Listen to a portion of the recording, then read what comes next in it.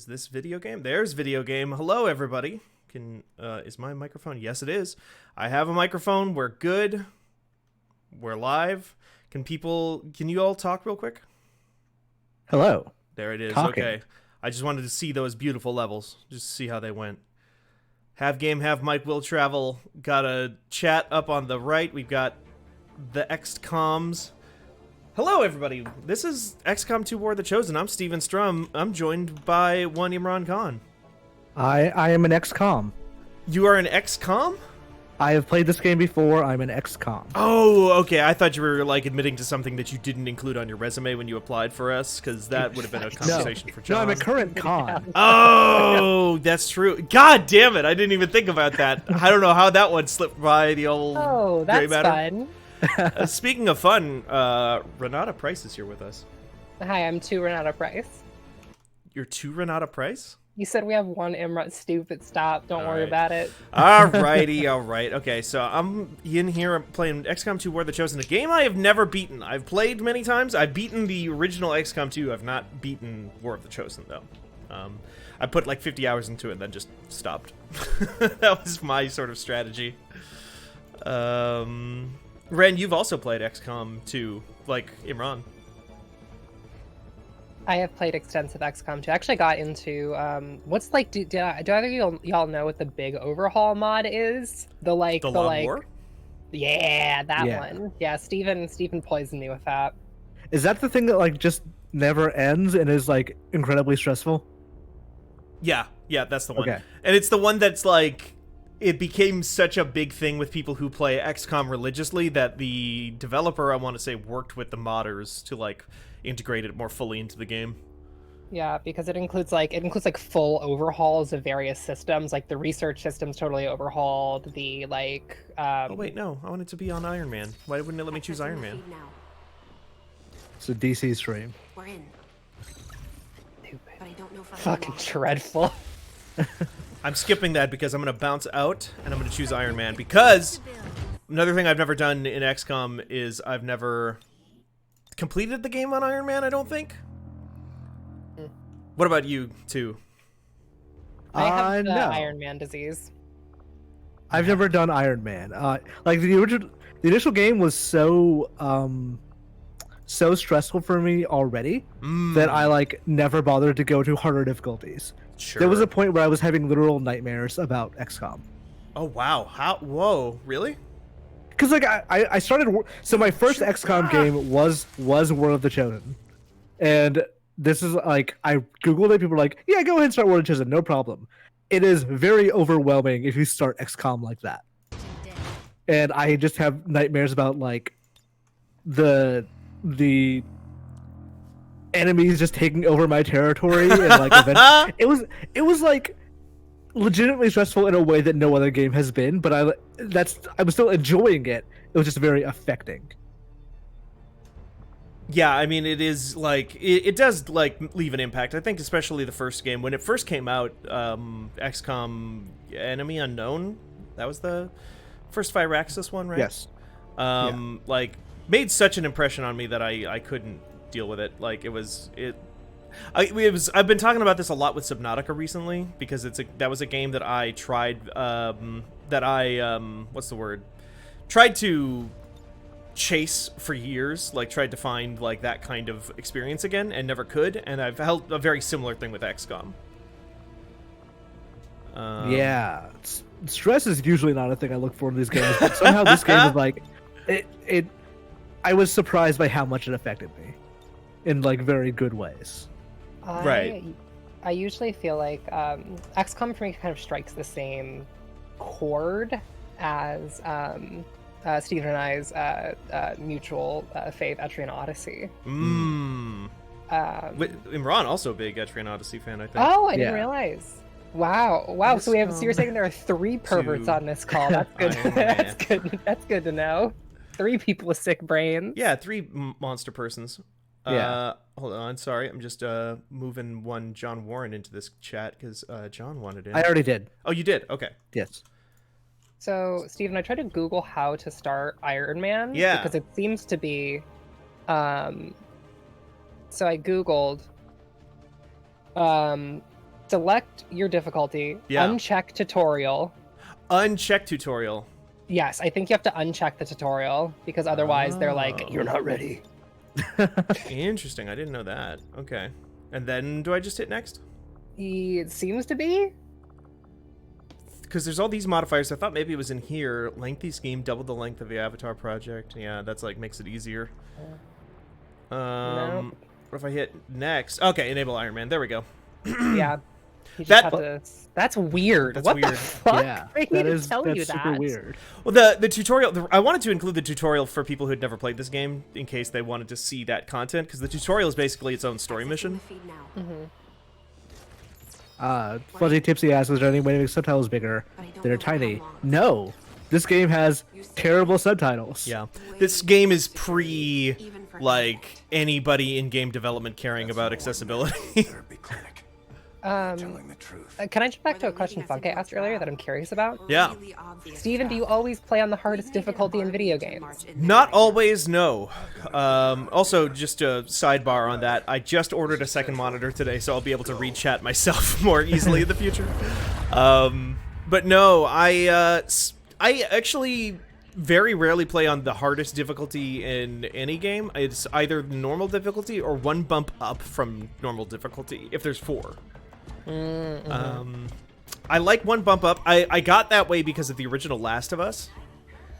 To me, the original Last of Us was a game where it's just like, this game was definitely built to be played on one difficulty level up because it is a game about resource management, and I feel like so many games now that are like big AAA releases meant for lots of people that are about resource management or time management or threat management always scale down because they want the people to beat those games, and I want to engage with those systems. I do it the opposite way of like, it's all like, I want to see what they think normal is. What is the default difficulty? Did you design the game that way, or is like, are you designing it for people who may not want a difficult time? Like, I'm curious what they think that is. Right. You're one of those. Also, we got a Beb check redeemed Oh. by who redeemed that? Blackjack Attack. I am have- just drinking water. Same here. I got 1 quart of Glaçon Smart Water. So, I am also drinking God's good do stuff. exist. Mm. Outrider to Avenger. Grape I have juice. visual confirmation. Are you sure? Reapers. I are just got some good old fridge water. Take your word for it. Oh, fridge water. My new fridge, new in the sense that it's new to me. It's an old fridge, but it's the first fridge I've ever had that has one of those like water dispensers built in. I miss that. I wish I had one of those. I've not had one for like many, many years. Oh, that's a bummer. It's a bummer to have one and then lose it. Yeah. Drinking this regular old tap like a sucker. You got like a filter or anything? No, I used to put the water in one of those bit of pitchers and like, you know, have it filtered from there. At some point that became too annoying. so I That's just a stopped. weirdly a hassle. Keeping with Yeah. the promise to humanity. I'm like, I just want some regular water. Therapy I had one of the clinics will be filter pour open in ones select where you just like cities by the install a end of filter and it filters it as you pour it out, which, Yeah. which was not as bad as the like you have to like put it in a separate tank and then it like slowly like sloughs Yeah. into the Yeah. actual water thing. That is annoying to me. The speaker reaches out to us.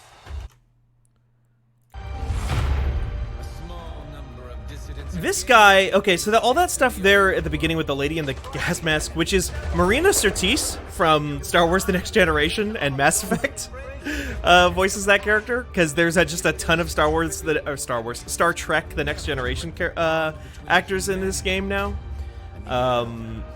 That was all new to War of the Chosen. That was all added in the expansion. This stuff here, I believe, is base game XCOM. In base game XCOM, that guy with the sunglasses, the speaker, that asshole, I was always so amazed that he played like no role in the game whatsoever other than just showing up in these cutscenes sometimes. And I'm Yeah. very curious if War of the Chosen eventually pays off on him more. He has that thing at the end of missions. He's like there to say, "Oh well, the rest," but actually it doesn't matter because we're good people. Sure, yeah, we're the good guys. It's us. Their hands full today. Stay focused. I just realized because I played this game on an Xbox, which is probably not an ideal way to play XCOM, but I just realized on newer consoles and presumably any kind of XCOM 3, we can get rid of load times. Oh. And I will not have to wait a minute plus after missions to just return back to the ship. Also a BattleTech problem. Also a classic BattleTech issue. So it was bad in base game BattleTech. Actually, I had 3 different games that I wanted to start a playthrough of, 3 different sort of strategy games that I was thinking about for today's thing, and BattleTech was one of them. I decided against it because I've installed a bunch of mods that make that game load even slower. The mods are good, but yeah. Yeah. They add those mods actually add the what are they called? Basically like armors instead of like actual battle mechs or like battle armors. They're just little guys. They're just like 6 little guys Like that you kind of send in. Yeah, a little bit thicker. Think like They're petite mobiles from Mobile Suit Gundam Universal Century. I was gonna say that, or the Mjolnir Mark 1. If anyone has Halo brain poisoning. Oh, that's a snappy load time on this whole SSD.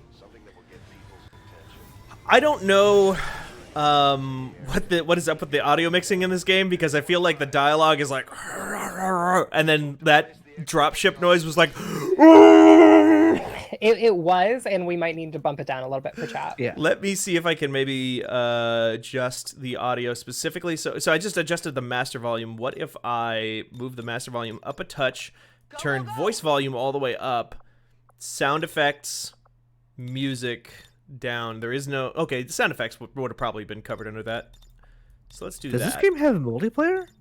Yeah, it's got skirmish multiplayer. I never realized that. Yeah, it's like Warhammer. It's like a point buy system where it's like, oh, not a Tyranid. What are they called in this? Chrysalid. A Chrysalid is worth 50 points, and you've got 500 points to build a squad out of. Go nuts. Affirmative, moving out. So people have not played. Oh, We've been well, spotted. that didn't take long at all. Neat. Oh God, I love Fog of War. It's good. Would y'all consider yourselves cautious XCOM players, or as like aggressive weirdos? I was definitely cautious at the beginning of the game. By the time I had taken out about 2 chosen, it was just like, well, these 10 people that have done all this, that fought this entire war so far, are basically gods. So I don't need to be cautious anymore. XCOM 2 especially, and it was actually one of the things that made me stop playing War of the Chosen, because I just got so good at dealing with it that it just became a game of whack-a-mole, of just like, well, I can basically play forever if I want to because I'm so good at it. I just need to keep putting out these fires and dark events whenever I want. So I know I've basically won, and then I got bored. But yeah, it is a matter of how deep into the campaign am I? Am I running around with a bunch of just complete sickos that have like robot legs and mech suits, or am I using the shitty guns still? See, Steven, this may shock you, given how you've seen me play video games.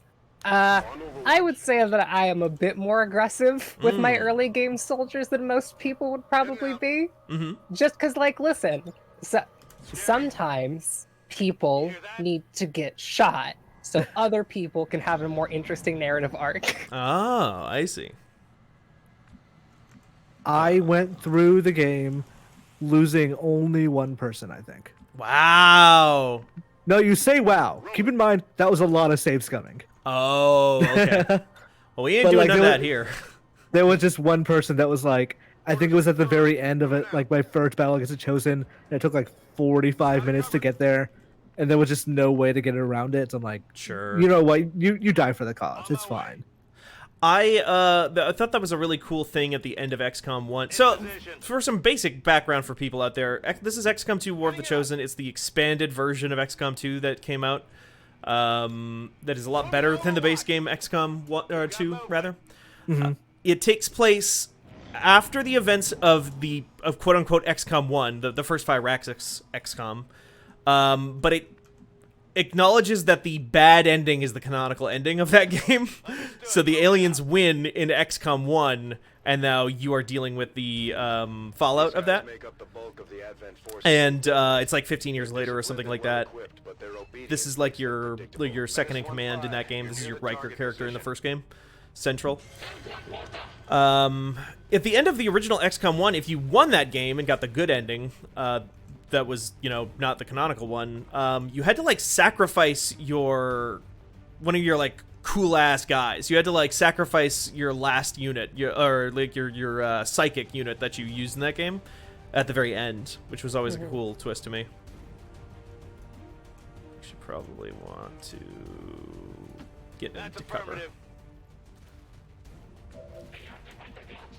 So now we are trying to blow up a bunch of stuff. So that's why I wanted to play the tutorial, because the tutorial adds some like story stuff to this game that is, I don't think, in here if you don't play the tutorial. Yeah, the commander, the first tutorial mission is them rescuing the character you are now playing. Yeah, which is supposed to be from me. A meat depository. Yes, which is you. You, Stephen Strom, have been rescued from the meat depository where they were storing your genetic code in order to like make better AI commanders, because the cool thing is that, like, all of like the captains in this game have been programmed with your tactical abilities. Spoilers for the final season of Star Wars: The Clone Wars, by the way, because they do the same thing in that show. Hey, I love it. Overwatch that actually works. Ethan, hi. King Hi, shit. John. Hi. Donnie Holmes and Jeff Jones. That sounds like a drive time radio. Yeah, can we put them in the worst fucking hats? Can we just give them like the worst dog shit clothing? Ren. Overwatch. Donnie Holmes and the Squid every morning on KBFM. I just shot an alien in the head. Ren, we're gonna do so much with these people's whole look and steez, because my plan for tonight is to make entirely custom squads. Sorry, who's this? Who's this cowboy hat motherfucker? Can we get a real look? Can we get a real gander? Let's get Can we it. get a real gander? It. Let's get it up in here on out of action senior. Okay, Jeff. Wait, does that say Jeff Johns, like the comic book author? No, Jeff Jones. Jeff Jones. Okay, so like the comic book Legally character. distinct. Yeah. The Martian Manhunter himself. Hi, Conti. I don't know if anybody can hear Conti. I'm glad I can. Good, yeah, he's great. Got it. I love him. That guy in the cowboy hat is definitely going to be John, by the way. Oh, great. Okay. Can I? I mean, fair enough. John, was one issued to you by the state when you arrived in Arkansas? No, not in here in Arkansas. Not in Arkansas. No. Like a bucket of sloppy shit was given to me when I moved here. I'm so sorry. I'm not very happy. Not very happy with the state this week. I forgot that you prestiged Texas and then Texas, yeah. and then multi-classed into Arkansas, which was one hell of a decision. Yeah. I get pig slop instead in a week, which is cool. And then I will eventually level up to cheese dip, which they say they invented here. Wait, really? Yes, they say they invented cheese dip here. Yeah, what the fuck is that claim? You can't prove that. That's the lie of a child. Not only can they not prove it, but it's like it can be almost immediately disproven by like Fondue existed many years before that. Years ago. But also just like, you know, the immigrant population of Texas invented something called chili con queso, which is documented was invented in the Texas area, not in Arkansas. But whatever. Sounds like a Fanbyte article at some point if I ever want to write that. But if we do a food vertical, it should be Fanbyte. Right. No, we've already figured that out, Imran. Okay. Yeah. It will be Fanbyte with just the I. It's correct. Imran, though, that proves that you are on the same wavelength. As the rest You of us. are on the same wavelength. Yeah. Oh, you. Right through the leg. And of course, our upcoming disease vertical, Fanbyte. Yeah. I love that because we just watch Interstellar all day. Hi, Conti. It's not food time. Chill out. What he actually wants me to do is to go into the bathroom next door to me and then turn on the water very lightly and then pick him up and put him next to it so he can just splash in the sink for a while. Oh, that's adorable, though. It is adorable, but he wants to do it like 10 times a day. Yeah. I don't know what to do with this man. Because there's no... This, against all conceivable logic, does not count as cover. None of that. I guess I could get him in position to go up the ladder in a second. Probably the best move. Nicholas is telling me that my mic is blown the fuck out for some reason. Oh, a little bit. Oh. Might also be Discord. Maybe I've got you turned way up in Discord. I've now turned it down a little bit, so maybe Nikki can tell me if I'm still blown the fuck out. Nikki. Yeah. Now nerds. Nikki says I sound better. Oh, good. Did they ever explain what the aliens actually want with Earth? At the end of base game, well, that might be a spoiler for XCOM 2: War of the Chosen because we're gonna beat this whole game, right? So Okay. we're gonna.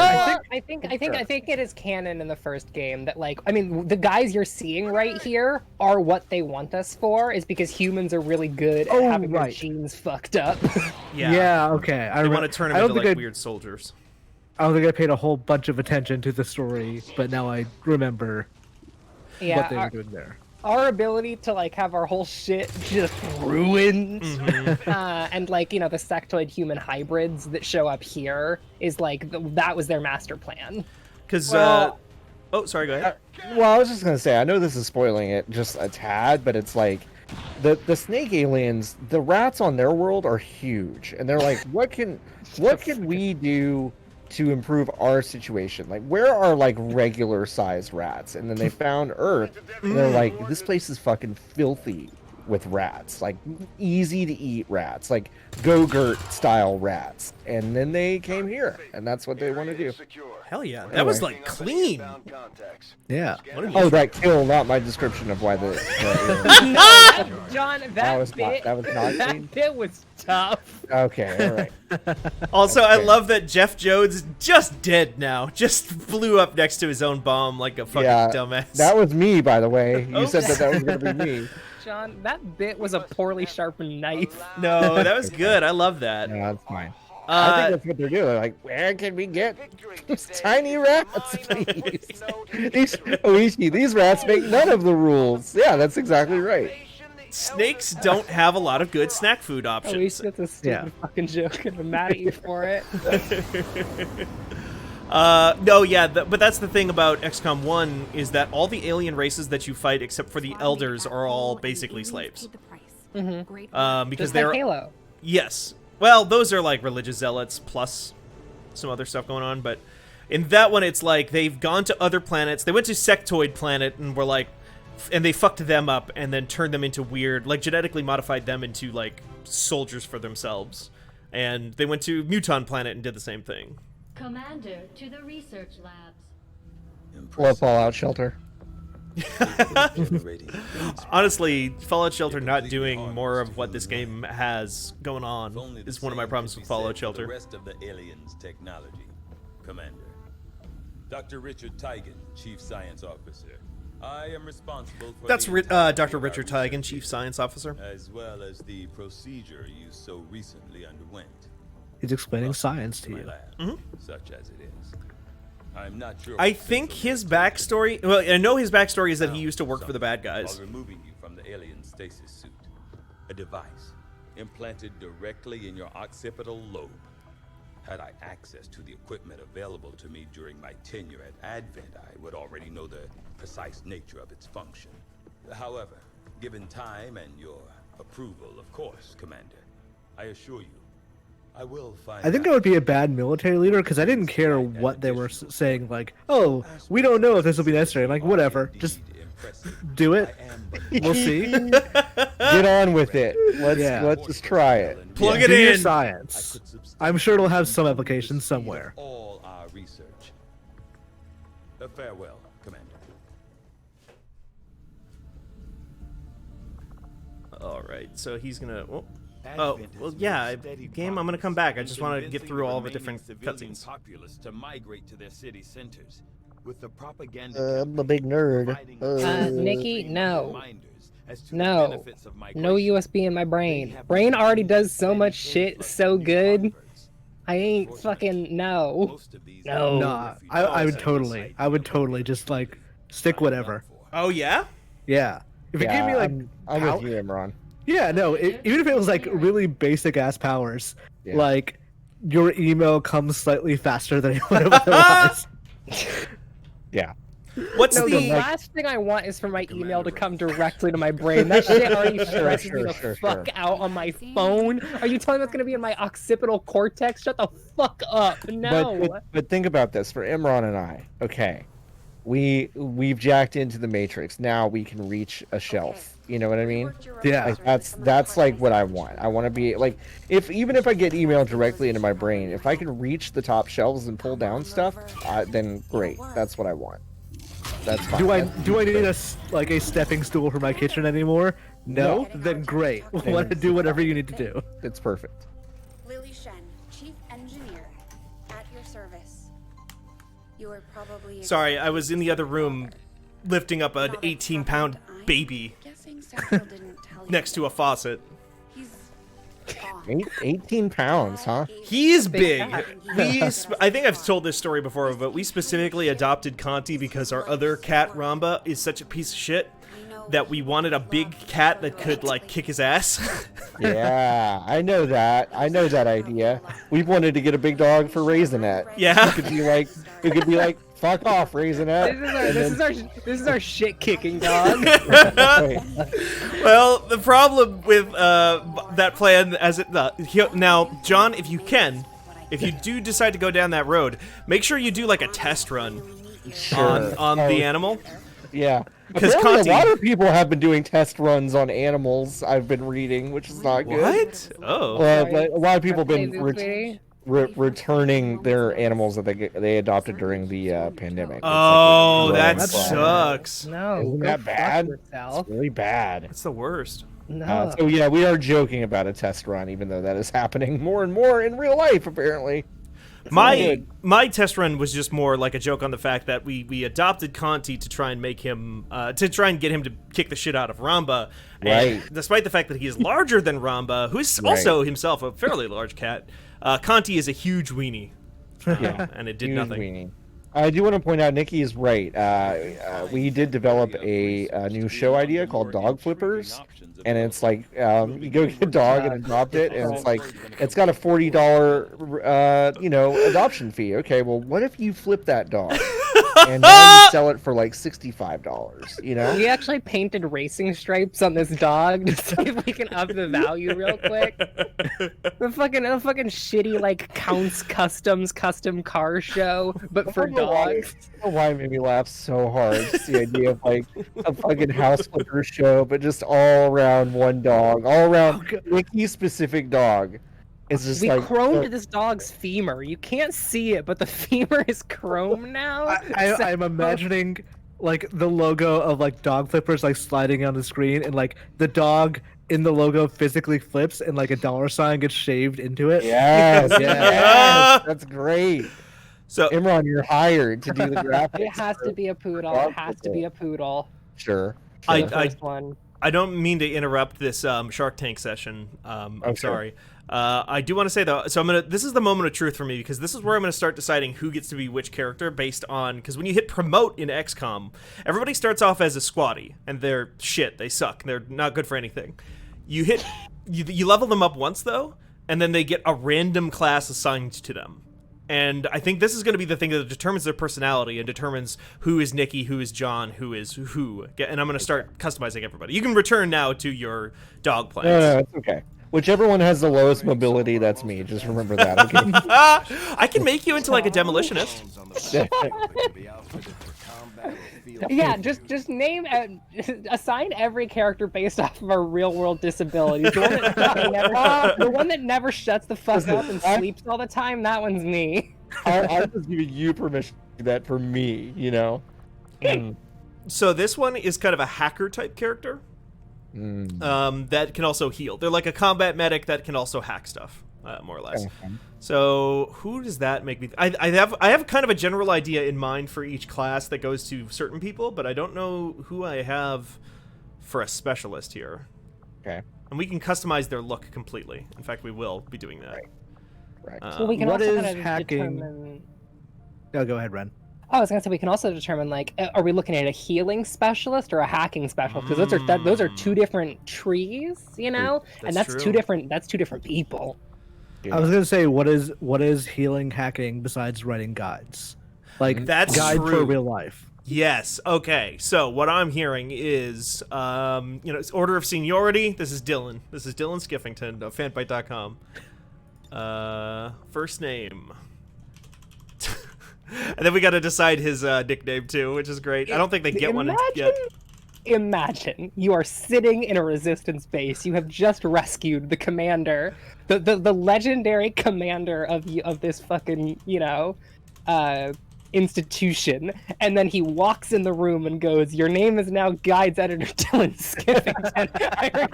I regret to inform you that the only way that this team, that this military force will work as a well-oiled machine is if you change your name to Dylan Skiffington, Guides Editor at Fanbyte.com." Also, Dylan's nickname needs... I don't know how long it can be. How long can the nickname be? They need to level up to, I think, at least level 2 before they Oh, get okay, right. I've got it. But I'll wait. He hasn't earned it yet, John. Right, You'll get a right. nickname until you kill at least one alien. America. Is there a... No, there is not. Okay. We're kind of locked in on that one. Not like BattleTech. BattleTech allows you to have non-binary characters, which I like a lot. Now, what voice does Dylan have? I'm all over it. Oh, I need to unpause. Oh, I can't. Oh, right. hear. Sorry. No. I could try giving the good stream. I'm only worried because I'm streaming on Wi-Fi right now. Solid copy. Oh, no Rolling need. out.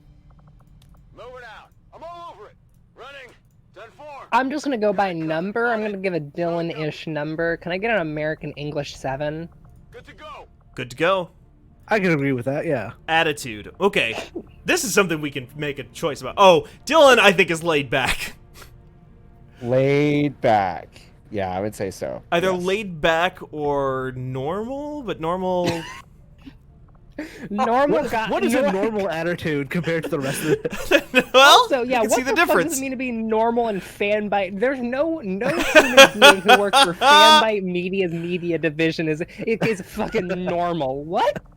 Wait, how does he hold the gun if he's by the book? Go back. Oh, yeah.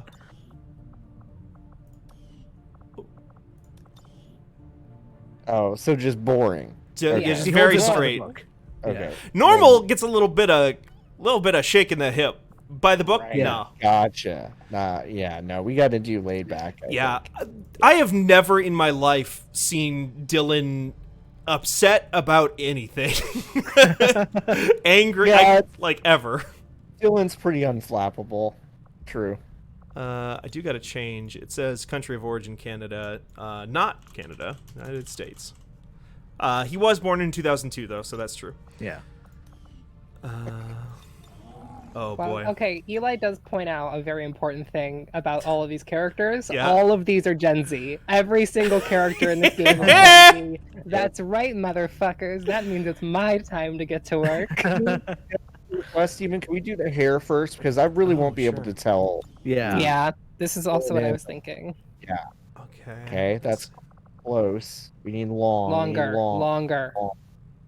Okay, well, Okay, not that. bear in mind this is also in the future, so Dylan could have styled his longer hair. I think this might be the closest we get to like Dylan. Right. I like- mean, that's Yeah. the closest. Yeah, that's the closest. Also keep in mind this is a video game. They're all bad at hair. Right. Sure. You can get mods. I should have thought to get mods because there are mods for more hairstyles. We need a little bit of stubble too. The stubble will also help me with the face, I believe. Lower face prop, is that where it would Yeah, be? facial hair. Oh, there was a facial hair. Okay. Yeah, there's facial hair. Yes. Okay. Well, also, There's Dylan. can we get that classic Dylan Skithington Muton mask? Yeah. People have been 5 o'clock asking him to shadow. take it off. Probably fine. 5 Not o'clock very shadow. strong. That's probably as close as we're gonna get with Probably Dylan. as close as we can get. Okay. Glasses. Oh yeah, glasses. Good point. Upper face prop, probably. Good face prop. That's what I call them. Good old upper face prop. For a second, I thought you meant that's what you called Dylan, and I was like, you called Dylan an upper face prop? HR has had a lot of talks with me A about that. lot of talks. Yeah. Now, John, to your knowledge, is Dylan the smoker? My God, I wish Dylan just was a fucking passionate smoker. That'd be great. Oh, can you imagine? God, I can't. I really can't. Dylan steps up from writing a guide and is like, I need to take the edge off this guide. Be right back. Are we Los happy? Angeles Convention Center. Repeating what Nikki said in the chat. To be fair, oh yeah, LACC. I was about to say, I thought Nikki said LACCCCC, which is Los Angeles Convention Center. Mm-hmm. Are we going happy? to bed? with- Okay, bye. Yeah, I think as far as XCOM goes, this is as Dylan as it's gonna get. I think. I just meant with the half framed glasses because Oh, sure, yes. I think you're right though. I think this might be about as Dylan as we can get. The faces. What about the pack of wild dogs that attacked Dylan and kind of permanently marked his visage? Oh, you mean if we give him like the old cheek stitch 2? Well, Dylan's famous catchphrase, of course, is "Scar me up." Wait, sorry. Is Serious Smile the Joker? Yeah, it's Yes. definitely the Joker. Okay. Oh God. Most of our new recruits have never worked in close quarters with the Avenger. What if I just started doing that beatboxing Joker thing right now? What if I just started doing that? Oh, John, like I don't have a second monitor up yet, so I can't mute you. I can. How can I remove John from the call as fast as possible? And we never did. Okay, is there anything in terms of hat that we want to mess with here? Wait, Floppy Bonnie? What did that say at the very bottom? I'm sorry. Floppy Bonnie. Oh wow, we could make the big lady. We could. You know, once some folks start dying, John, we might have to get creative with what characters we recreate. I do like the idea of Dylan with like a Rambo headband, though, because you know, Yeah. it highlights the hair. Yeah, I agree. What color are Dylan's eyes? Ooh, I've gazed into those many times. I Again, HR has been asking you to stop. want to say that they're brown. Okay, that feels right in my heart. Feels right too. Race 0. 0 is Dylan. Oh wow! Yeah, Dylan's zero race. Damn! Whiteness You know what? truly is the unmarked. Whiteness truly is the unmarked category. I might be wrong. I might be wrong. Hold on. I might be wrong. I think Dylan's eyes are green. Are they green? Okay, wow. They're green. Kind of a crisp green. I'm looking at his Twitter. I wish I had it on hand, but there's that good photo of me, Nikki, and Dylan at the LACC all together, mugging Nice. for the camera. You can probably tell that. Sure. I don't know. This is a classic Dylan. Yeah, Fanbyte red. Because Dylan's a company man. Company man. I mean, he was here before me, so. Dylan tweets so much more about Fortnite than I think he realizes. Wow. Wait, does Dylan tweet a lot about Fortnite? Yeah, he does. He really does. Oh, God. What's a pattern that fits Dylan? What's a guide-like pattern? What is a guide-like pattern? That's a good question. Pretty existential question. Yeah. A lot of games have snakes in them. A lot of games Now do have Dylan snakes. does have a game, pair of red corduroy pants he sometimes wears when he's feeling like particularly kind of like, when he's feeling himself. Mm-hmm. So maybe there's something kind of like that. What's the most corduroy-looking material that you've seen so far? Right close. here? That's pretty close. Yeah, I think you're right. Yeah, Muton armor. Let's get Yeah. that. Can we get that in the legs? Oh, I didn't know it went this deep. Oh, put that motherfucker in shorts.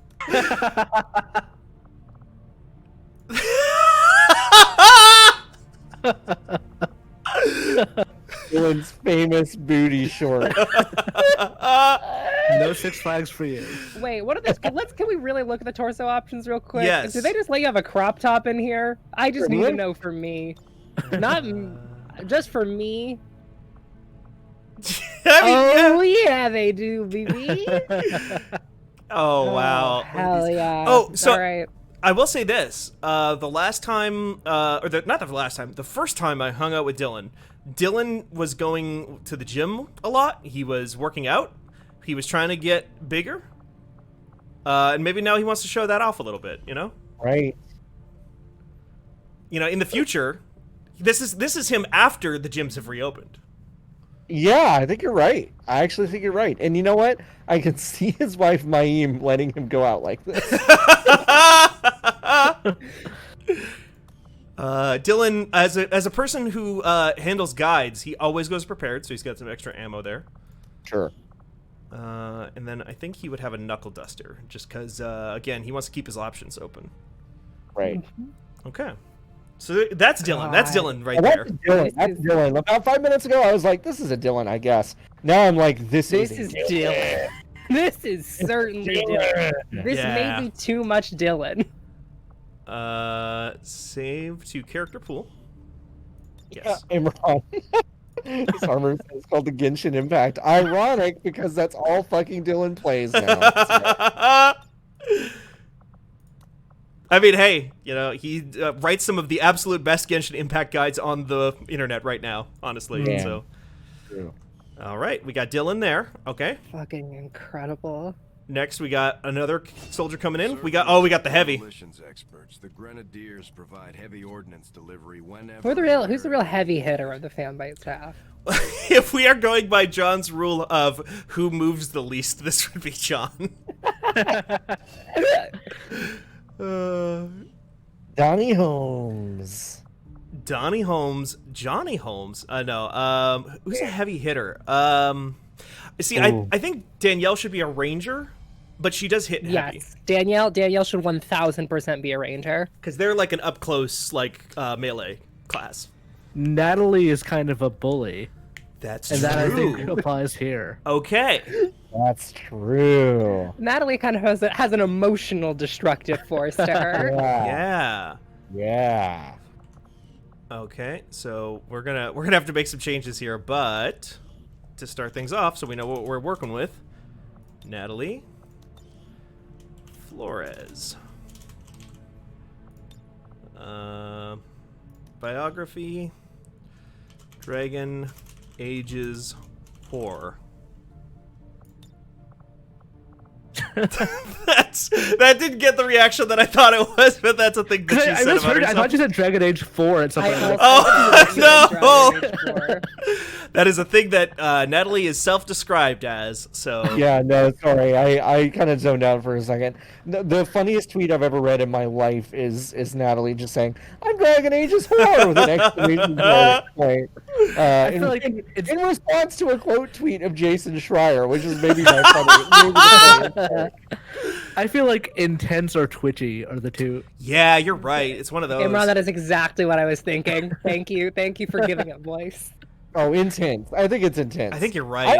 I don't think of Natalie as twitchy. I think of her as being fucking ready to shoot you. Like the hairiest hair trigger that has ever lived is Natalie Flores. So. Yes, absolutely. Oh. Again, I'm not listing, so I'm gonna say Natalie's like a 3. A 3? Okay. Yeah. I'm giving her the Spanish because she is one of the at least 2 people I know who can actually speak fluent Spanish. Is there uwu somewhere? Is that? Oh, is that an option? Let's see. Okay. Or... Yeah, it's under B for bad. Yeah, Okay, it's okay. the secret option, shitty to listen to. Oh, not on there. Damn. Not uwu. Okay, shit. Okay. And then attitude, intent, nationality, United States, last name, head. Okay, so let's get Head. let's give Natalie a Let's head. get into the paint. I don't know. Okay, now tell me, y'all. Yeah. I don't. What are we doing here? I can't even say what I'm thinking. I'm like, I don't even know what these are trying I to think the convey. issue is I don't know what XCOM knows it thinks it's trying to convey. Yeah. I think it's the real issue here. Yeah. Oh boy. Someone on that dev team gave a put some numbers down, and no one told them that was the worst possible way to do that. There's a whiteboard at Fire Access somewhere that says like the 4 races. It just has like 1, 2, 3, 4 on there. Try race 0. Yeah, I think race 0 actually does work the best. I think race 0 works because then now we can do faces and let's see if it. Yeah. Oh my god, this is This is abysmal. tough. This is tough. Maybe I think that? B. E? E. E is what I'm leaning towards. Okay. Yeah. You sure? These are they don't really capture the essence of Natalie very Not well. good. No. Yeah. No. Is there a height? I No. like that.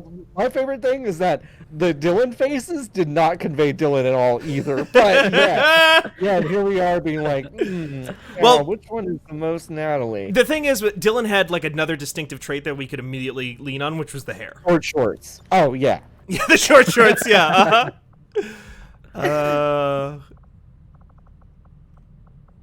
Okay. This is also not okay. Granted, the hair we didn't get very close to the hair on Dylan either. Yeah. Yeah. It's like kind of long and curly, but they don't really have that here. The long wavy is maybe the closest that they have. Oh, wavy's the closest. Yeah, I wavy. think. More than... Doctor, but what exactly did you do before the invasion? Okay. At one time, I was employed as a biochemist. No. I did not say that, Nikki. Mainly Did not researching say vaccine that Natalie has no distinctive traits. Quote John Warren, I could not recognize Natalie Flores in a crowd. I saw firsthand what they're Well, Actually, no, not because- even in a crowd. I could not recognize Natalie Flores in a Chipotle. Like I could like really have a good look on her and be like, nah. The problem with recognizing Classic Natalie John. in a crowd is that she only comes up to everybody's waist height, so you wouldn't see her. Whoa. Natalie's the only person I can look eye to eye for my wheelchair, which is great.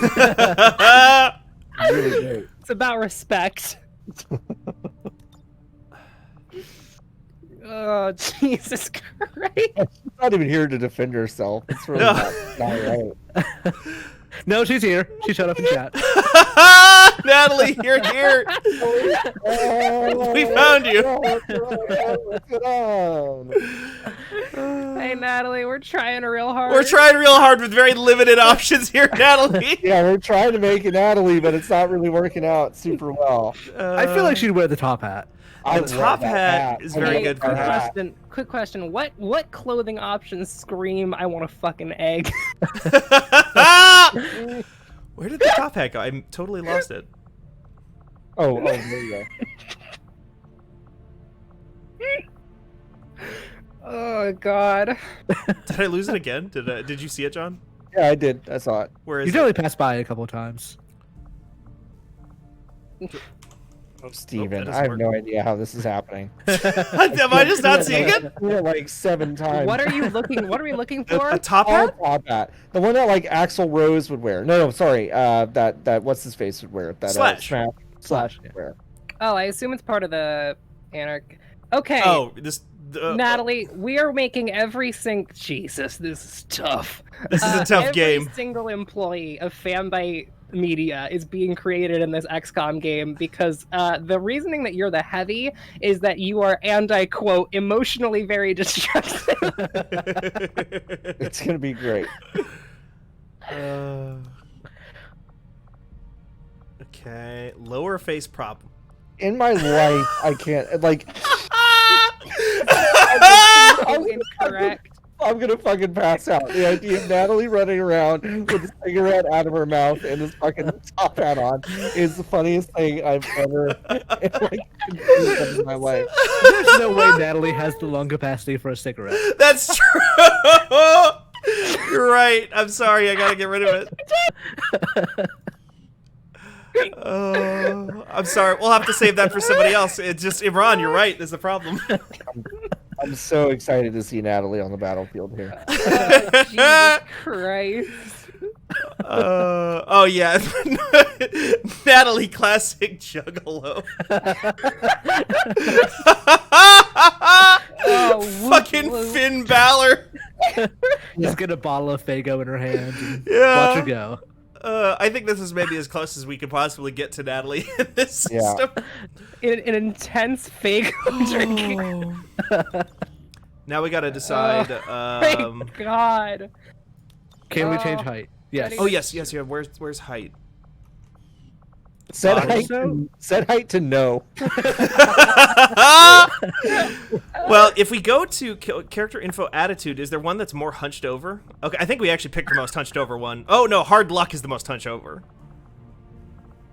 We could No. Intense is still pretty low. We still have to be intense. Yeah. I think Natalie still has to be intense. Intense is still pretty low to the ground, so I think that works. I'm always saying this about intense people. Is that they really get down there? Low center of gravity. These intense people. I can't hardly see what this looks like through her giant gun. Oh yeah, what's the thing that makes it look like she's wearing the heaviest possible thing she can? Just carrying Natalie, that weight. I would say that it's not that you don't have distinctive qualities, it's that the XCOM 2 character creation engine does not give us the range required to lean into your distinctive qualities. You missed it, Natalie, but there are 4 races in the game. Right. And it's none of them are 0, anything. 1, 2, and 3. 0, 1, 2, and 3. And so it's so bad that people do make mods that add more stuff. Like that's a thing for sure.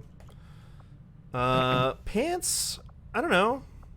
Get some good armor on there for a heavy. Yeah, that's fine. Yeah, sure. I think we can play around a little bit more with the armor pattern here. Oh, let's get again. We got to get the main color. We got to get the Fanbyte red and white. And there we go. That just looks like Spider-Man's outfit. It kind of does. Now, which of these patterns again says to you, "I want a fucking egg"? Yeah. Okay. Is there anything with like eggs on it, perhaps? Oh, I know which one. That's the egg. That's him. All over. Yeah, there he is. All over her design. Oh, there he is. Covering every inch of clothing. Oh, Natalie just like knuckle dusters on both hands to just fucking punch down because she's such a bully. To hit all of her friends. Saved a character pool. That's her. That's Natalie Flores. Natalie Flores. If I've ever seen Natalie Flores. I mean, obviously, we know her nickname, too. It's going to be the bully. Yeah. Yeah. Like it sounds, Right? our sharpshooters All right, now we got a sniper. targets with pinpoint accuracy from extreme range. Now, They're also trained Who's a in pistol Fanbyte marksmanship for the sniper? occasional close encounter.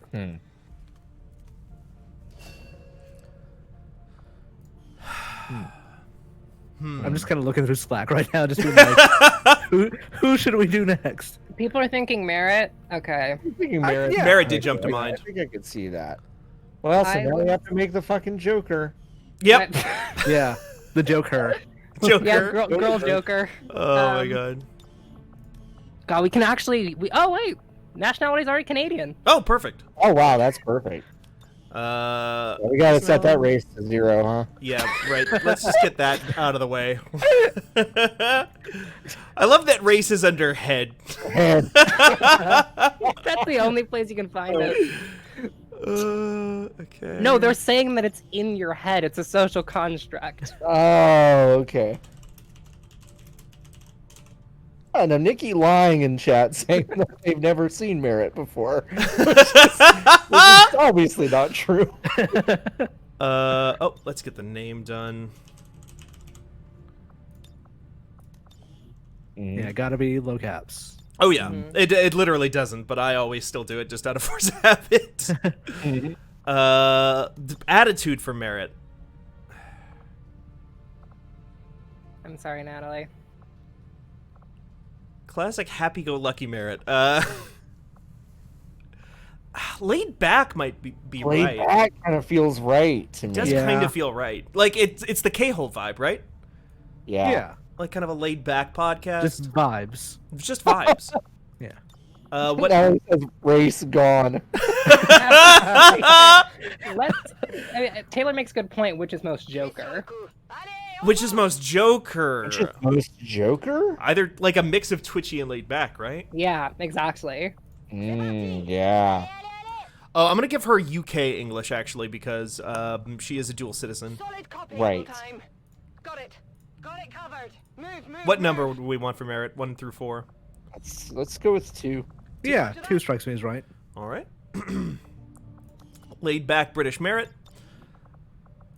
No, the only ones we made so far are Dylan and you and now Merritt. And now Merritt. Yeah, you were number 2. You were number 2. We really rushed. We really rushed to that one. The thing with the numbering is that we are grabbing people based on the class that is assigned to us, and that's random.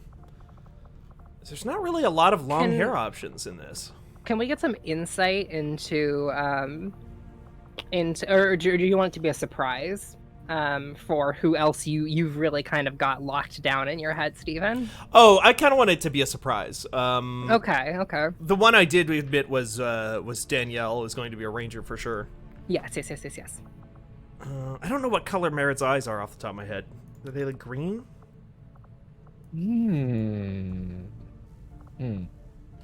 I've definitely seen them before, but it's been so long since I've seen any human being. It's so weird. I've seen Merritt before. Gosh. I mean, they're dark. They're dark eyes. They're either brown or green. What if there's just like that kind of like dark option that's just kind of dark.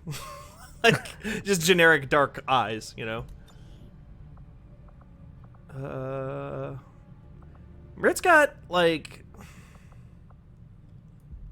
I don't know. I don't know. These faces just don't work. They just don't work. They don't work for any extant person. Is the problem? I think they're kind of not meant to.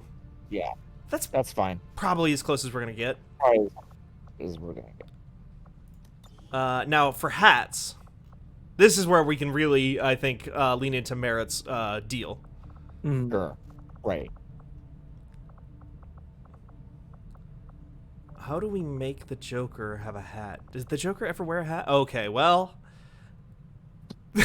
How do we make the Joker have a hat? Now, the metal skull with horns is definitely... Oh, wait, what is Space Mask? Space Mask. Is that up? Because that looks very Destiny. What if we make a Destiny Joker? Oh, yeah! Oh, the Destiny Joker! Yeah, the Destiny Joker. Oh, the only problem with that is that it does lock us out of any other face props. Oh, fuck off, XCOM. Oh, well, face paint, though. Face paint. Yeah, face paint and scars. Face paint and scars. Face paint. Oh, you can still see it in there. Okay. You know how I got these scars? Killer Clown. Yeah, Killer Clown might be the only option there. Can you straight up just do Sting from WCW? Yes, you can. Yeah. All right, give her the scars. I mean...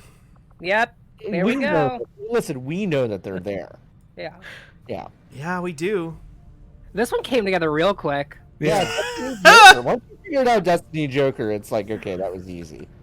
Saved a character pool. Oh wait, body. We need to figure out her armor pattern. What is the Fanbyte most red. Destiny-ish thing? Yeah, like, and she specifically Merritt mostly plays a warlock, so we need to take that into account. Can we get a flowing cape? Ooh, yeah, I don't think so right now, but later we'll get more armor options too. Torso. What's the most cape-like? The Destiny Joker. A lot of these are more Titan armor than warlock armor. That is exactly what I was thinking, Stephen. Okay, but okay. Those are at least fabric-y. No, it's still not quite where I want. No, that's like hunter armor. Yeah. Yeah. It's too. Does this game have more DLC than what you have installed? Is there more cosmetic DLC? No, I don't think so. I think I own everything for XCOM is the thing.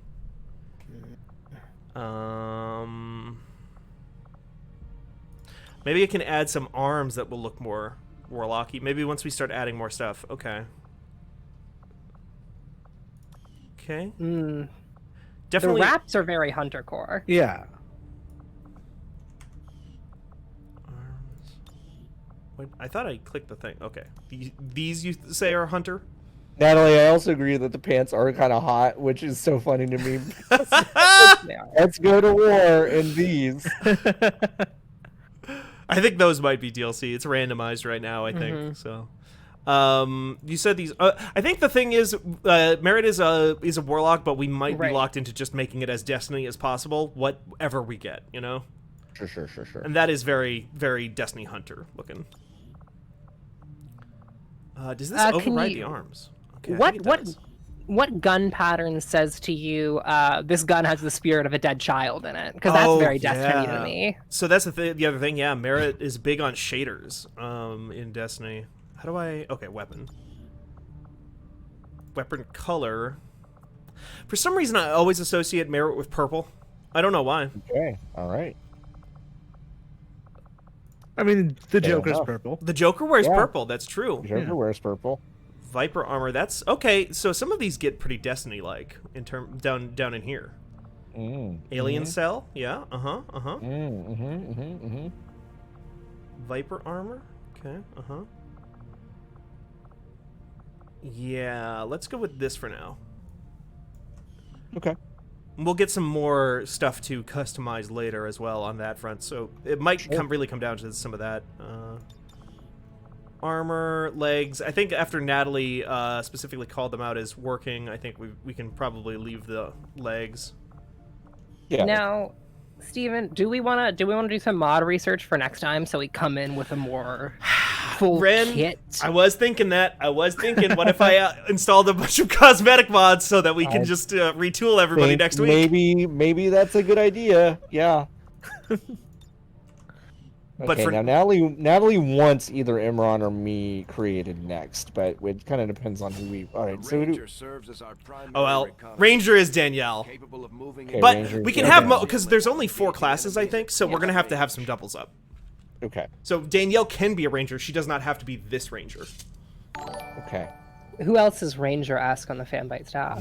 I don't know. I've never held a sword in my life. Does a reporter kind of range? You know, does someone who kind of engages with the news and what's like kind of happening in the world kind of range? You know what? Who First I was in the thinking door.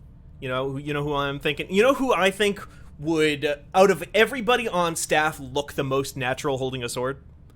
LB Hunktears. I think you're right. Yeah. That's true. That's the first person that jumps to mind. Give LB a sword. It's actually true. We need to give LB a sword.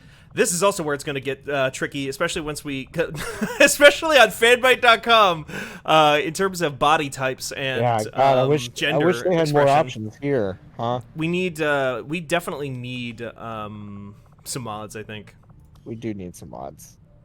Mod squad. Different kind of mod squad.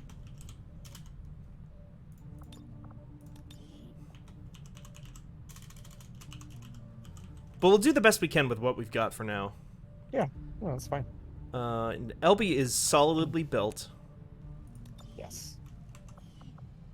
Okay, what number is LB? Don't know. I don't know. 3, 4, 8. I have no idea. 8 it is. I have no idea. Now this is where we can.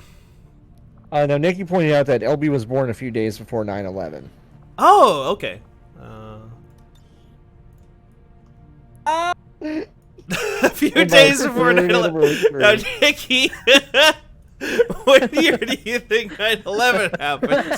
What do you think Fanbyte's 3rd anniversary is? Wait, what? What does that mean? No, LB was born a few days before 9/11's 3rd anniversary. Oh, gotcha. Okay.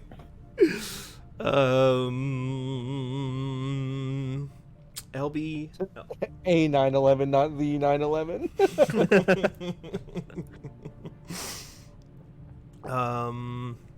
Wait, I'm sorry. Wait, hold on. Sorry. Yeah.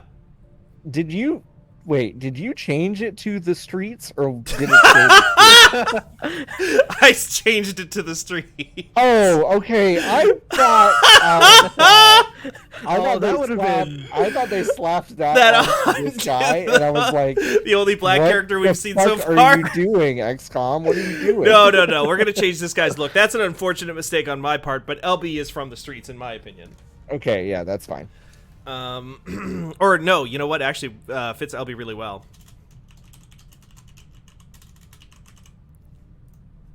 Parts unknown. That's good. Yeah. That's good. The Anthony Bourdain show. People have been trying to figure it out. They can't. They can't. I might have to come back to biography until I can think of it. Something might occur to us as we continue to make them. Definitely not an afro. LB has still like short hair, right? Yeah. I've never gotten to hang out with LB in person. It's a little bit like a cool short mullet, like a little bit right now. Okay, so it's nice. Let's see what can we do with the back here. No, that's not that short. I don't know. God, these options are bad. Tough. Long layers without the bangs might be the best. Yeah, long layers is like the closest, I guess. I don't know. Yeah. Again, we're gonna come back with some mods on this one, I think. We have to come back with mods. Mods help. Mods, help us, please. I'm right here. Well, Ren, help us, please. Ow. You good?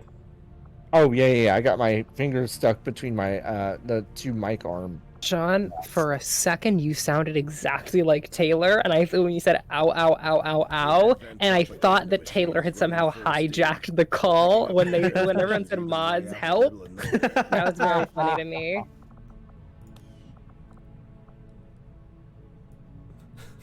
There is no fucking way. I did not think the idea of making the Fanbyte crew through when I came up with this idea. Because none of these people look anything like any of our coworkers. It's not and gonna friends. work. I mean, it's just not gonna work. We're gonna do our best, but we're gonna do our best. Yeah. Where was Floppy Bonnie? As I think. Well, LB. I think, yeah, that's 100%. I think in the distance between the reality and what we see on screen, that's where Fanbyte lies. Yeah. Right. Fanbyte lies in the distance, in the space between the image and the experience. Kind of running out of different glasses options. We'll probably have to double up eventually. Yeah. Fanbyte is a kind of performance, you know? That's true.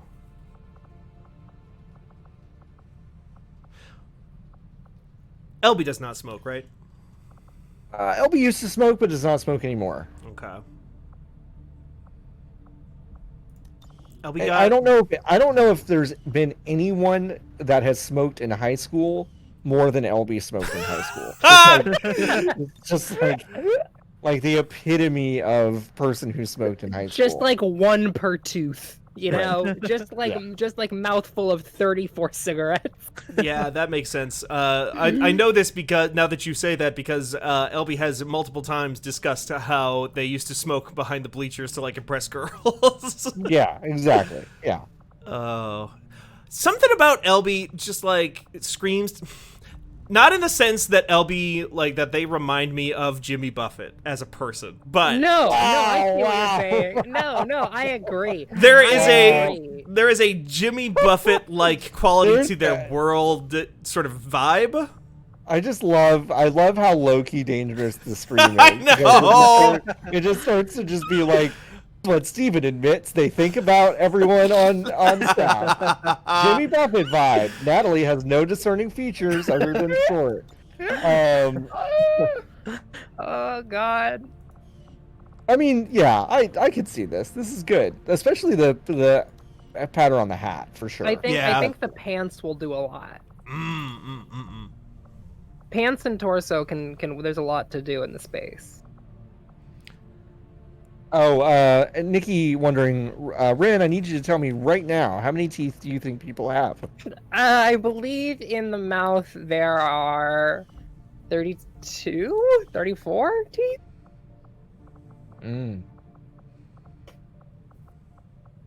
I'm thinking there's like 16 per row. Yeah. No, that's right. Those are 22. It's 34. Thank you. See, I said. We're all joking. It's 22. It's 22 teeth. Count your teeth. Well, no, I didn't want to be a coward and count them. Like in the moment, I refused to count them. Yeah, no, because I didn't. Ren is like a shark. It just has fucking 8 rows of teeth. Wasn't I right the first time? Yeah, it's with 34. I said it fucking correct, and everyone got mean to me. Oh yeah, I forgot. Katie has 28 big teeth. That's true. 16. Thank you. No, it's 34. 34 seems like a lot. Oh, it's No. shorts. Shorts. No. Yeah, LB wears a lot of shorts. Yeah. Listen. I get that 34 was wrong or whatever, but 34 and 32 are really close, and I was basically right with my first shot. Who's LB's favorite wrestler?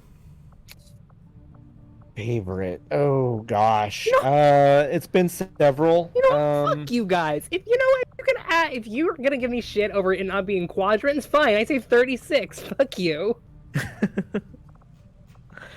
I know LB likes Roman Reigns, and Roman Reigns had that whole like tactical SWAT shield thing. Sure. So maybe black. We could do that. Yeah. I don't think LB's favorite wrestler is Roman. No, not favorite. It's just the only one I know for a fact that they like.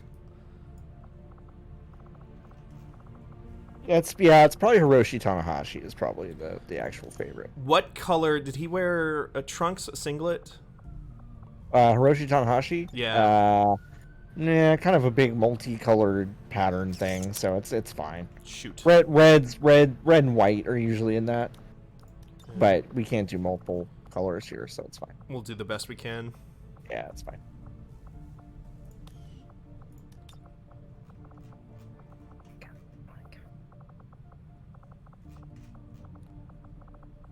Because there's 3 wisdom teeth stacked in one spot, huh? Eli, that's rough. That's not good. All right, there's LB. Okay, we got it. Crack team, assemble. All right. let's keep sending new folks into the grinder. Until we have like a couple more. That's my theory. You know, I want to get a couple more in there, so we don't just have those 4. Yeah, totally. Right. Commander. We'll go on our first real mission. Good to see you. Send in the new blood. Welcome to the bridge, the nerve center of our operation. The aliens have our I think it's fun how they made this scrawny guy in this game a dad and kind of horny. Government, communications, industry. I guess. I never thought of him that way, but And it's on us to take it all back. No, that's Resources and time are tight, Commander. It'll be up to you to decide how to best use both. This dude has the vibe of like every single like weird, gross dad that every bi girl I've ever met is obsessed with. Interesting. Reapers. These people like to keep a very low profile, so it may take some time before we hear back. While we're waiting, it might be West worthwhile Asia. to scan the area for additional supplies and resources. Yeah. You know, that area of the world called West Asia. Right. This game runs on Resident Evil country naming conventions. You know, this game takes place in Europe. Where in Europe? Europe. You know. It's Europe, you know. Avenger plotting new course. So the rest of the game, so the game part of this game is that you now have this like mobile fortress, and you fly around and you scan places, and then go to global events and try to take care of them. It's going to take some time, though. We've got a lot of ground to cover. And then there's a tech that you research. Thank you, Philip. Exactly. This guy has sent a selfie of himself doing the Lin-Manuel Miranda lip bite to someone at least 10 years younger than him. Oh no! Thank you. Yeah. I think the Lin-Manuel Miranda lip bite is the worst thing to come out of Hamilton. That is an important. Did that come out of Hamilton? I think it was Hamilton. I think it was Hamilton was the worst thing that came out of Hamilton. Rap-a-dap-a-doo. Resource located. Rap-a-dap-a-doo. Avenger plotting. So it seems We like all love slaves. How about you? Oh my god. I've never seen Hamilton or listened to a single song from it. Well, that makes one of us. Well, it's Nikki, don't you dare. Yeah, no, I mean, I think it's really cool that Lin-Manuel Miranda decided to just hire Anthony Kiedis to write all the songs for Hamilton. I think it's pretty cool. If we are to proceed down this path, we must do so immediately. Okay. I fear we will lose our opportunity I mean, to return listen, to it in the future. the best thing I can say about Hamilton is that it will not define the career of David Diggs, who has gone on to do better and more interesting shit. Yeah. No, you and Nikki love that shit, so I don't know what you're doing right now. But I don't know what you're talking about you and because Nikki I walked away. John, I walked away. John, I gave up that life. It's fine. Look at this row. Look at this bunch. I love this bunch. This is Look great at the wild bunch here.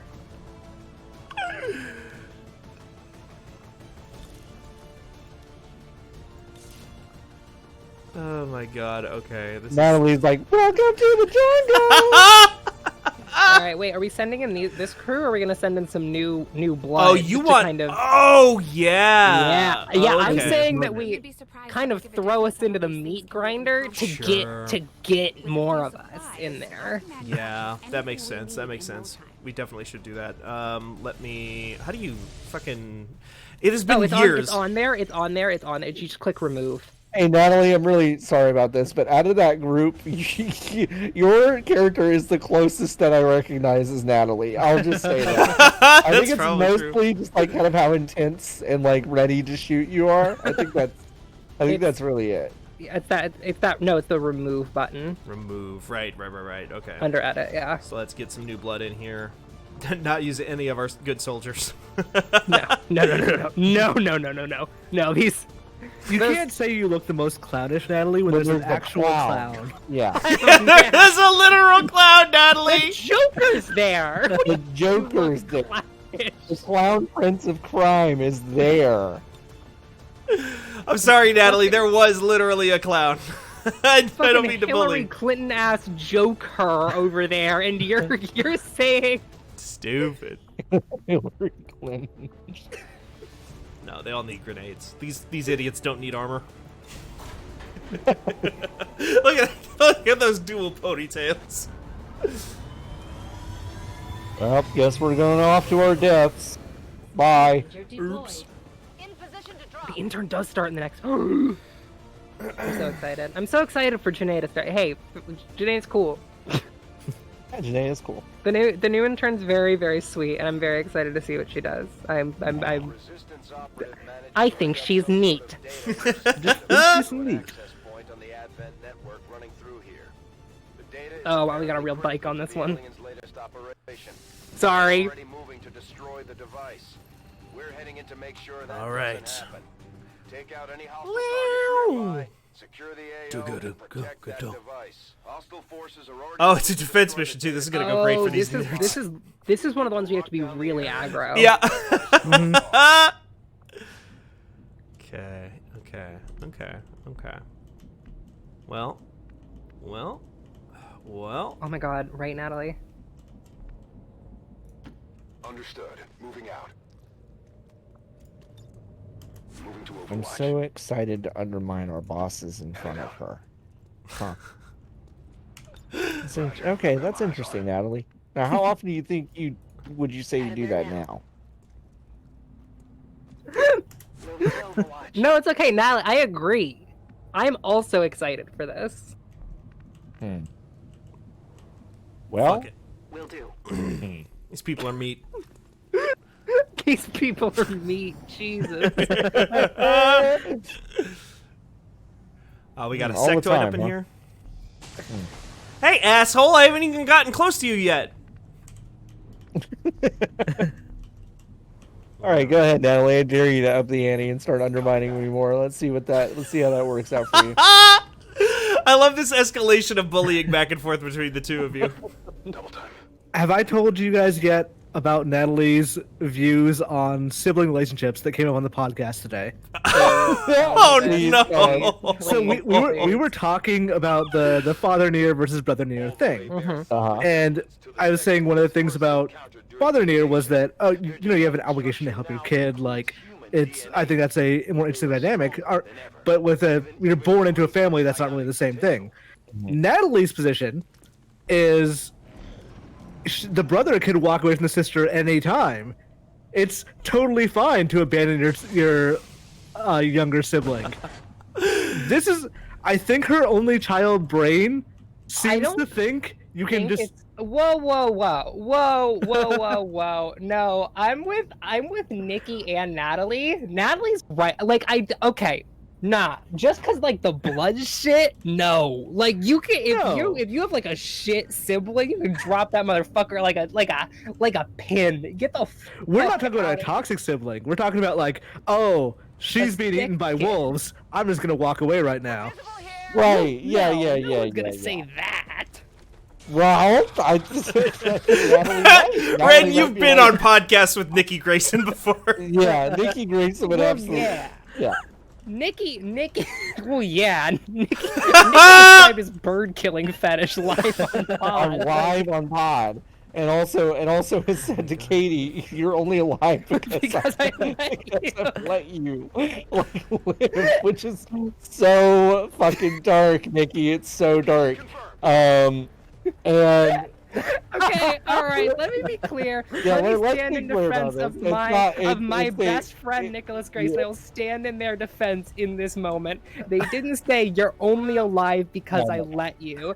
They said you are alive. You are alive because I am here and I have saved you. Their implication is I have saved. My existence has saved your life to this point.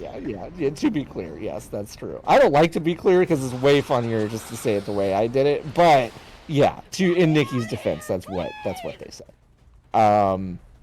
But fucking crazy ass thing to say. It's insane. I mean, Imran, like I think Natalie and I might be at work because we're both only children. Okay, maybe Natalie's right. I don't know. Like. If wolves try to eat a sibling of mine, what am I going to do about it, Imran? What am I going to do about it specifically? Like, what am I going to do about it? Use your gun. I'm not going to if I have some pepperoni on me, I might throw it in the other direction, but I don't. You know? I'm a bad example because I would lay down my life in probably too fast. Some would say that I would be too willing to kind of let my whole shit get blasted. You would just jump straight past trying to fight and just jump like straight into just take me instead. It's like, well, that's not really what we were doing here. Yeah, we're just weren't. kind of that's like... not what we're here for. But how far would you go on a quest to save a sibling?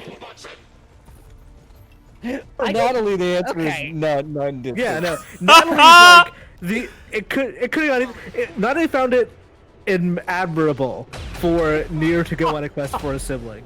I think that's just kind of what you do. I'm gonna say something that is insane enough that everyone's gonna be distracted from the crazy shit Natalie said, which is that my actual metric for how much I like a person is how far I would drive to get them out of a bad but not life-threatening situation. That is like a metric that I have in my head, and it starts at about 3 hours for people I don't like. It starts at 3 hours? I mean, Ren! For me, it kind of ends at 3 hours, maybe. Yeah, I was about to say, like, I think mine might be shorter than that. I think it's like... Right, no, I'm saying that this is this is also bad. These are, like, both ends of this spectrum are bad. They suck. Huh. Yeah.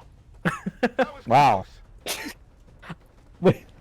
I think everything after 3 hours would be like, also you're paying for gas when I do, like, find you and help you. When I get you out of your bad situation, you're gonna pay for gas. Yeah.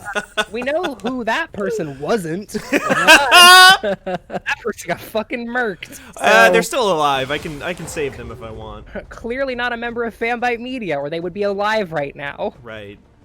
Fanbyte Media, we don't die that easily. We don't die. We don't go out like punks. Don't trust this theory. I am excited about that podcast, though, Imran.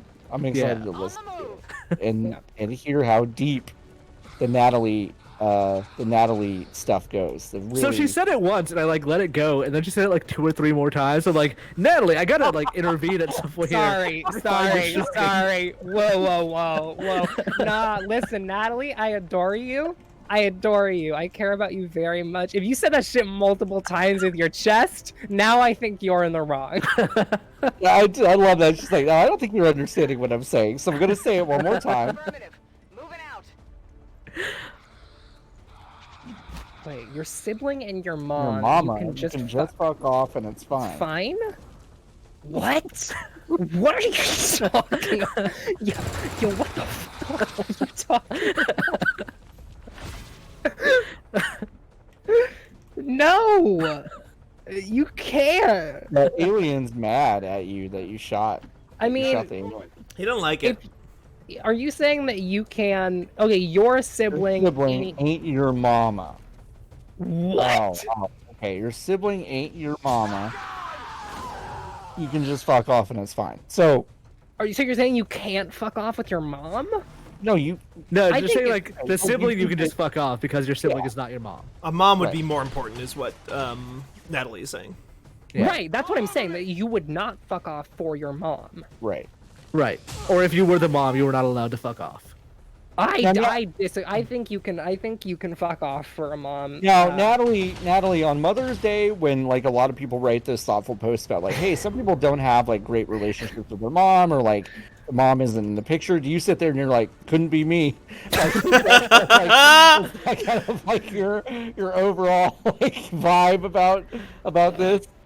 Hey, Steven, by the way, I didn't want to say anything. This seems to not be going well for us. Be tough, huh? You know, these aren't like. So what I'm.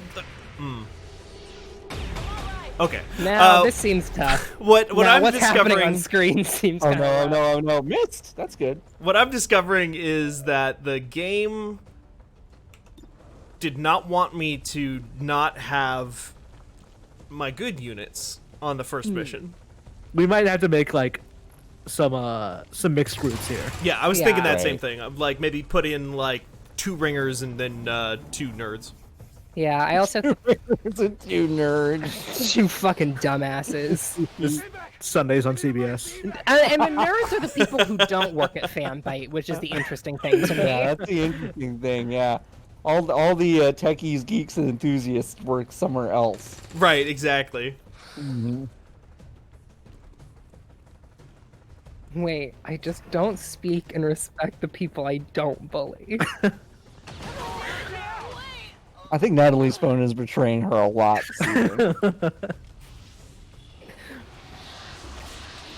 Are we jocks? I think Natalie and I are jocks, like in our phones. In my phone, I am a jock.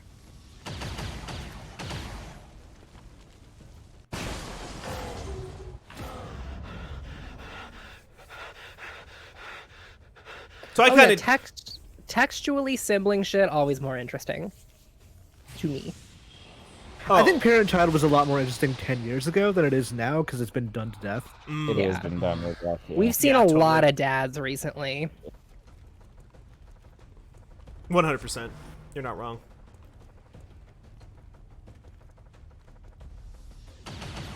Like, we pretty frequently see dads do horrible things in video games, but it's very rare that we get to see a brother really just commit an atrocity. Yeah. I mean, some of these people here might be related. It's fine. What are these aliens doing to your head? So they're trying to mind control me and make me shoot my allies, except I have no allies left to shoot. Is kind of the central issue with their tactic there. Yeah, sure. So the joke's on them, really. Joke's on them, 100%. Mind control only works if you have friends.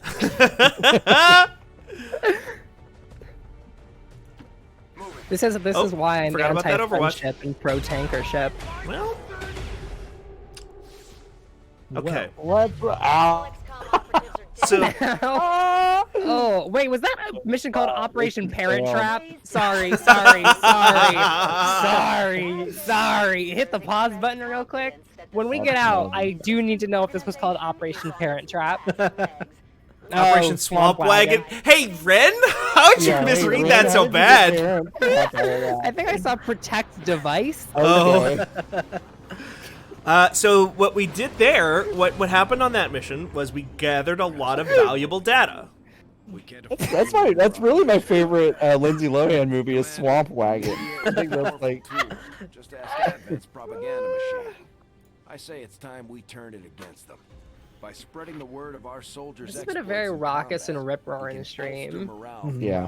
I would say. Propaganda never looked so pretty. Well, it's because we made the very dangerous decision to to try and make ourselves on this fucking busted ass creation tool from fucking 2012 or whatever. Yeah, I do love this dude. This dude rules. He's the Optimus Prime voice. Yeah, Optimus Prime. He is in the first XCOM as well. He's kind of the representative of a group of people who is like funding XCOM. And in this game, he basically shows up and says like, "Hey, all of those people in that group became collaborators and sucked, except for me, baby." And he comes back to play Daddy Warbucks again. Also, it's like the worst example of subtitles I've ever seen. It's like, so fucking terrible. Bad. A paragraph that's like 0.2 size. It's so bad. Yeah, that's unacceptable. I just want to know, Philip, it's specifically not ourselves. Listen, I'm saying that if we had the opportunity, I would step away and let these. No, I want to be present for them, kind of doing crimes to me and my personhood. You know. So like, I think it's the danger is shared on all of us. Natalie got to show up for us fucking her whole shit up, like, and give her a fucking slash hat for no reason. For absolutely the no reason was somebody said Natalie would wear a top hat, and that was enough. Yeah, at some point we're gonna have to make me and Ren and a lot of other people on this, so don't worry. We'll get there. Also, we'll mod this up. They'll have makeovers, is what it'll be in the lore of this game. I mean, until you can set legs to no, I'm not sure if you can make me. So, like, you should really get the mod that allows you to do that. It's tough. What? It's difficult. I love the idea of setting legs to no. shit. I think it's pretty funny. Legs is it the same number thing? It was like 0, 1, 2, 3, 4. Zero legs. That's See, zero legs. Four legs, surprisingly, isn't literally 4 legs. They're just No. longer. Right. Long and strong. Right. That's the one we use on me. Right. The biggest legs. The strongest. I do have legs. pretty decently strong legs, I feel. I have no reason to argue. I can jump surprisingly high. Really? I only know this because a girlfriend once was teaching me how to do like because she was trained in dance and was teaching me some like ballet jumps, and I did it, and then she got mad at me. Oh, because you were so bad. Wow. No, Huh? because you did it immediately. Because I did it immediately and very high, and she was like, "Actually, go fuck yourself." She's like, it took me 15 years to learn how to do this. I'm giving my life to this. Facilities once they're built. Damn. Oh, John, no. Strong calves. Oh, so this is where we're gonna get into some cool stuff. Oh right, there are also the additional classes. Yes, So, like, I forgot all about that. So okay, we have a larger palette to work with. Let me pull up. We might have to move some people over to different classes as we go forward. Not exactly having drinks. XCOM. Wait, no. Because the expansion added 3 like unique mini boss classes basically. All right. We have Ranger, Grenadier, Specialist, Sharpshooter, Psi Operative. We can also just get a robot. Yeah. Yeah, you can build a robot. And then Reaper, Skirmisher, and Templar. Yeah. Remember Templar being real cool. Templar, their faction is so every one of the new factions in this game is represented by a different actor from Star Trek: The Next Generation. Not even kidding. And I know. the Templar faction is led by John Delancey. Reapers may have found you, but they weren't acting alone. Tipped off by a group of Okay. defectors Wait, I known forget. Oh, Blackjack Attack says we get to make Fanbot. Yes, we can make Fanbot. But you wouldn't be here without their Okay, yeah, I think with the Reapers, the Templars, and the facilities provided you serve as the Trust doesn't come easy between these two, so we're heading for a nice quiet spot on neutral ground. The psyops. Even so, no, Psi Operative. take any chance. no, not Psi Operative. Intel on this area Psyops, the Mind Gate and we're conspiracy. picking up strange chatter on comms. Not to mention we're ending a decade. Okay, there we go. Skirmisher. Yeah, skirmishers are cool. They're all cool, honestly. Reapers get like the ability to like enter in, like go back into cover and like become stealth and stuff. Skirmishers get like a grappling hook. Sure how long our contacts are going to wait for us, Commander. So I'd Templars are like a fully. Actually, Danielle might be a Templar. come to think of Danielle it. might be a Templar because they're very melee. They're like melee wizards. Yeah. them to the rendezvous point. All right, Dylan and Natalie, get to work. Killing each other. Let's go. Fire in place for the duration of the meet, but still, that doesn't mean we should. Oh wait, what if we sent Natalie with a newbie, and then sent Dylan with also a newbie. So we split because this is a 2-squad mission. Oh, so you that's send right. in 2. You're right. Yeah, Templars are psionic melee guys who use guns. Yep. Who don't use guns. Well, they have an SMG. That's actually kind of cool. Yeah, it's not But, bad, honestly. Steven, you have to keep Natalie alive here. Do you understand me? Like, you have to. You have to make sure. That is going to be kind of a rough one, huh? Who do you think has the most psionic capacity out of anyone at Fanbyte Media? Just got the biggest brain. I mean, John's head of large. I am head of That is large, true. Yeah. And okay, I was gonna say something really fucked up actually. No, you can't not say it now. And it's most like Professor X. Is that what you're gonna say? I was gonna say, another famous psionic Yeah, character. there you go, baby. That's fine. It's so true. I wanted one of those hover wheels here so bad because I was like, It was cool. I was like, God, at least I wouldn't have to go over any sort of thresholds. I could just fucking float. But big Professor X move. Important part of that, John, is if you're in an actual play podcast and that happens, you really pressure your players into asking about how you got in the wheelchair. That's part of the floating chair. Yeah, just it's God, you're lucky I know enough about that to know what you're talking about, which is really funny because otherwise I've only read more about that season like recently, which is so funny. But yeah. Oh God. All right, wait. So this is Natalie and a rando. Yeah, Natalie and a rando, and then Dylan and a rando. Is that right? Or LB and a rando, Yeah. I think. Yeah. If you are hungry, Thank you everyone for respecting my craft. This is good.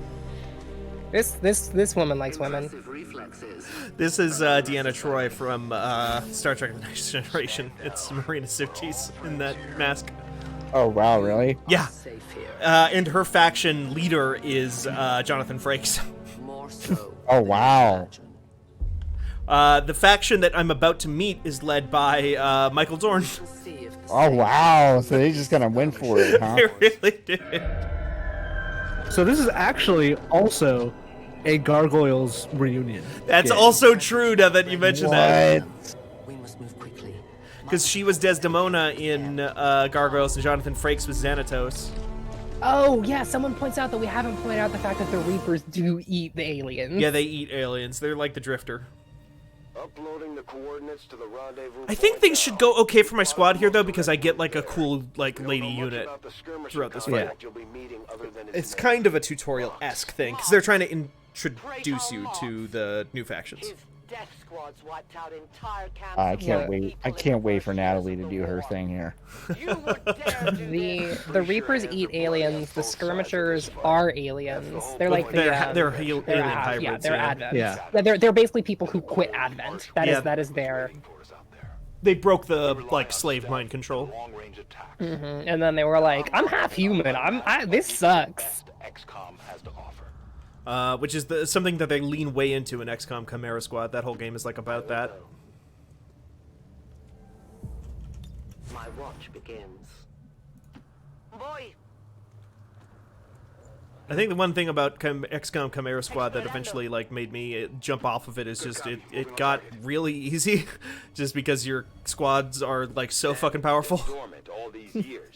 These devices These pods are deployed on people at in literally the opening cutscene of XCOM 1 and never explained through that entire game.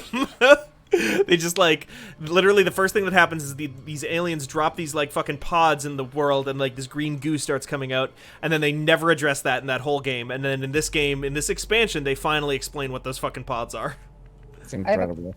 Are those pods intentional? I thought that the thing was that the pods degraded over time and are now like leaking, or is it that they were supposed to do this? I don't know. Maybe either way, it's like not explained what they did at like we're supposed to do in the first game.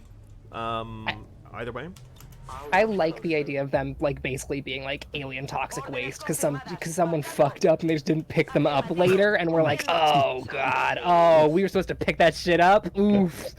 Yikes. Sorry. I don't think it still exists anymore, but there was a comic book series there for a little while by Warren Ellis. I think it was Warren Ellis, called Trees. Yes, let's go, Natalie. Fucking let's go. Oh, you mostly missed. Fucking All right. good whiff. Still did some queen. damage. Yeah, she's got a mod on that no matter what happens, Natalie does not fully miss, ever. That's amazing. That's true in real life too. True in That's real not life. it. I was about to say Natalie not might miss. miss the physical hit, but the emotional blow. Right. There's a still lands. blowback to everything that Natalie does, you know? Right. These creatures' DNA has mutated well beyond The shot isn't always clean, but it always hits. Right. It always result hits. of long-term exposure to the alien radiation from those pods. God, such a fun mechanic with these like zombie guys is the headshot chaining, Right. where your Yeah. turn doesn't end when you get a kill. Rules. Like I want to say I had some like pistol setup with the headshot stuff that like you could just take out like 30 guys as long as you didn't miss anything. Totally you can. Having a sniper or a sharpshooter in missions with these guys is basically like is a win button because the pistol doesn't need to reload. Cheat code. Yeah. And they also the sharpshooter also gets free shots. So even if you miss, you get to basically start chaining it again if you miss and fuck up. Eventually, in the XCOM game, you get real fucking strong, real fucking fast. It's just really the opening parts of the game really make you work for it. And I think that is a tough thing for a lot of people to like wrap their heads around, because like they think that the entire game is going to be that way, but the thing about XCOM is it's just like a giant power curve.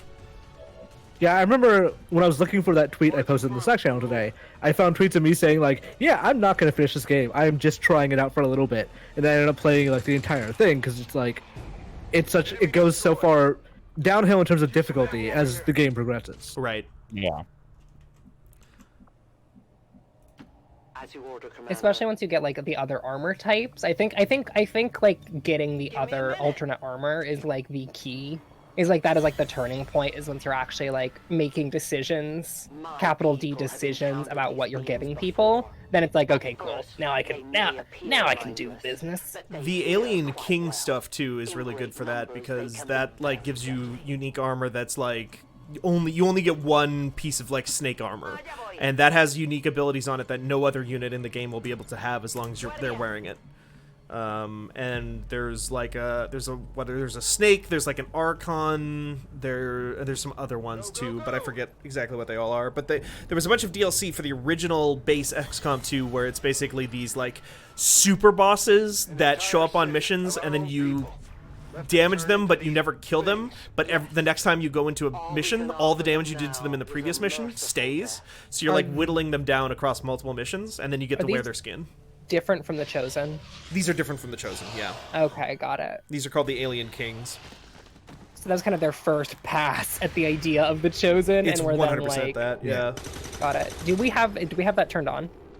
Yeah, the Alien Kings. Everything should be turned on. My recollection is this game was not well liked when it first released. Like XCOM 1, everyone loved. Yeah. But when this game came out, I remember people like really running pretty cool on it. Yep. XCOM 2, like base game. War of the Chosen, everybody was very hot on, but base game, yes, totally.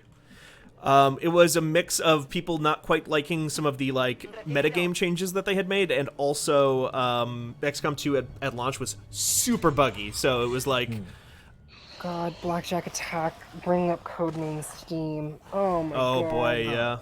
I wanted to like that game so much, and I don't. It's fucking terrible. It's not a good game. I have a very vivid memory of being like, oh god, when did that come out? 2010, is that right? No. It would have been like 2013, I think, or 20. Yeah, Austin reviewed it. I have a very vivid memory of reading Austin's review of it. So I think it was like 2013 because it was a GameSpot review. Maybe closer to 2014, but yeah, somewhere in that area. Hostile neutralized. My ammo's running low. Codename Steam. They just kind of go flying, huh? When you March Oh, yeah. 13th, 2015. Oh, well, there we go. Yeah, big ragdolls on this, John. big ragdolls on it. 2015. Oh my god. Truly. Gotta I get mean, Natalie some kills. Speaking of XCOM likes, Mario vs. Rabbids is actually pretty good. It's not It's bad. very good. It's an interesting take on the whole thing. Yeah. I have problems with it. I think you have way too much freedom to move around in that game. In a way that makes it like not just easy, because your enemies can also move around too much. It makes the tactical portion of it very difficult to engage with. Yeah. Because you can't you can put somebody into cover and then somebody just runs from across the map and is flanking you. It's like, well, what the fuck? It gets weirder that game got made the further we get from it. Yeah. Like that, it is so strange that game exists to me. I think it's cool. Yeah. I just think it's very weird. But yeah. Top left center also says, I remember people really not liking the time pressure on missions and the changes to discovering enemies. And like the frustrating thing about that response to this game to me is like that is the smartest decision of XCOM 2 is to actually put pressure on the player in a way that the first game never could. And IMO suffered a lot because of it. Yeah. Because just like turtling was like the default strategy in XCOM 1. That's not where I meant to move them. Yeah, I really liked in this game that it made me, actually move around and get out of my position to do the mission targets as well as possible. Right. They even started to experiment with that a little bit in XCOM 1 with that DLC to that game, which is not as comprehensive as War of the Chosen, but there was the Enemy Within DLC. And that game that added a whole bunch of like side objectives to missions where you wanted to like get this like super goo that you could use to make mechs and genetic augmentations and stuff. And that was a lot of like make sure that you go to this point before 3 turns pass or you won't get the super goo. Did anyone play Chimera Squad? Yeah, we were just talking about that. how is it? Like, I've kind of didn't play it because like I didn't play the XCOM 2 so recently, but also the changes to turn order didn't seem like a good change to me. I like deterministic turn orders in turn-based games in general, so maybe I'm just predisposed to it. But there was I think it's interesting that they are like in that game obviously like trying out the breach thing, because that game is like built around the like breach and clear mechanic. Mm-hmm. And I'm curious to see if that's going to be the future of XCOM, because that was all about like you're going, instead of in this game where the enemy is basically set up and gets to react to your move, you set up a bunch of actions as you breach through a door and like clear out a room of enemies. And you get a bunch of unique abilities on each character that are unique to like when you breach into a door, and it'll be like, hey, you're guaranteed to poison this person when you breach. I understand. Yeah, I don't know. I'm very interested in XCOM getting weirder and like more experimental. I think that like for years my people hunted the genre around XCOM, right? The XCOM like has become so vast. If they don't do weird stuff with like XCOM, 3 or whatever, they're gonna get fully left behind, because like already people are doing so much cooler shit. I think that's why they did Chimera Squad, because it was like the game was free when it came out for like the first 5 days. And it was like an experiment, right? Like it's them testing the waters to see what they can do differently in a full game. Mm-hmm. Seeing what people will stomach and what they won't. What's your favorite non-XCOM game? Like non-XCOM tactics game? Yeah, well, specifically things in the same thread as an XCOM. Second squad is already en route to Mox. Proceed to the rendezvous and await their BattleTech. Oh, we'll be there. Oh, Other Side needs more classes. I'll be right back if you guys want to talk about your favorites. What was Mutant? Would we say Mutant Yes. Year Zero is a XCOM like? Firmly, yes. I feel like that takes a was lot of interesting. DNA from XCOM too, especially because it's like stealth mechanics and all that shit. Yeah, that was a surprise for me. I don't know if I like it more, but I definitely liked some of the stuff it brought to the genre. I would say that Fire Emblem is not close enough to XCOM. Only because one, it's old, and two, it like the XCOM like specifically has to have that like gun-ish or like weapon-based cover system to me. What was that game that came out like 5 or 6 years ago? That was very much like original XCOM, like not like the recent reboots. Xeno something. Yes, Xeno. Oh god, something. And then there's also Phoenix Point. Yeah. Phoenix Point is good. I like Phoenix Point a lot. Yeah, I enjoyed Phoenix Point. What little I played of it, yeah. Xenonauts. Thank you, top left center. Yes, that was it. Xenonauts, Into the Breach That does game was not fun. count. Into the No. Breach is a puzzle game. Yeah, Into the Breach is, I would say, very good. I think it has to be like the cover-based tactics game is such a, I think has become like a pretty like monolithic thing. Mm-hmm. Yeah. Can you like miss an attack in Into the Breach? I don't think so, unless there's like a smoke screen. It's all pretty like set, right? Like that's the puzzle element, is everything has a rule and Right. it applies every time, right? And yeah, there's something that is, and this is going to be really wild for a lot of folks that don't maybe get what I'm saying. There's a lot of sports in XCOM to me, like in the terms of like shooting percentages and like a lot of variables that are out on the battlefield. Like there's a lot of elements that remind me of like watching a good sport, because there is some element of luck and probability that is very different than something like Into the Breach, which doesn't really deal with probability at all. I need more. That's the thing I most want from XCOM, is for them to fully lean into the... Quiet. Do you hear something? I want more modifiers. Like, I think something I love about BattleTech is that for every shot in BattleTech, especially if you add mods, you're looking at like half a dozen things modifying your chance to land a hit. Yeah. Like, are you above the enemy? Are you below? Did you take like leg damage last turn? Because your character's unsteady, and then like the mods get wild. And I think that leaning into that in terms of like make the characters feel human, right? I think that XCOM needs to learn from Darkest Dungeon in this sense of like make okay, you spend all the time personalizing these characters, right? Then I want that to go a step beyond just making their numbers good. You know, I want them to be like, this motherfucker has like gets really sad during combat, and it is a problem for them, right? I need a quirk system, really, really badly. That is in War of the Chosen now. Yes, you were gonna say like I recall that happening. I forget. Yeah. Go ahead. It's in. I just want more. I'm hungry for more. That shit is why I love these kinds of games.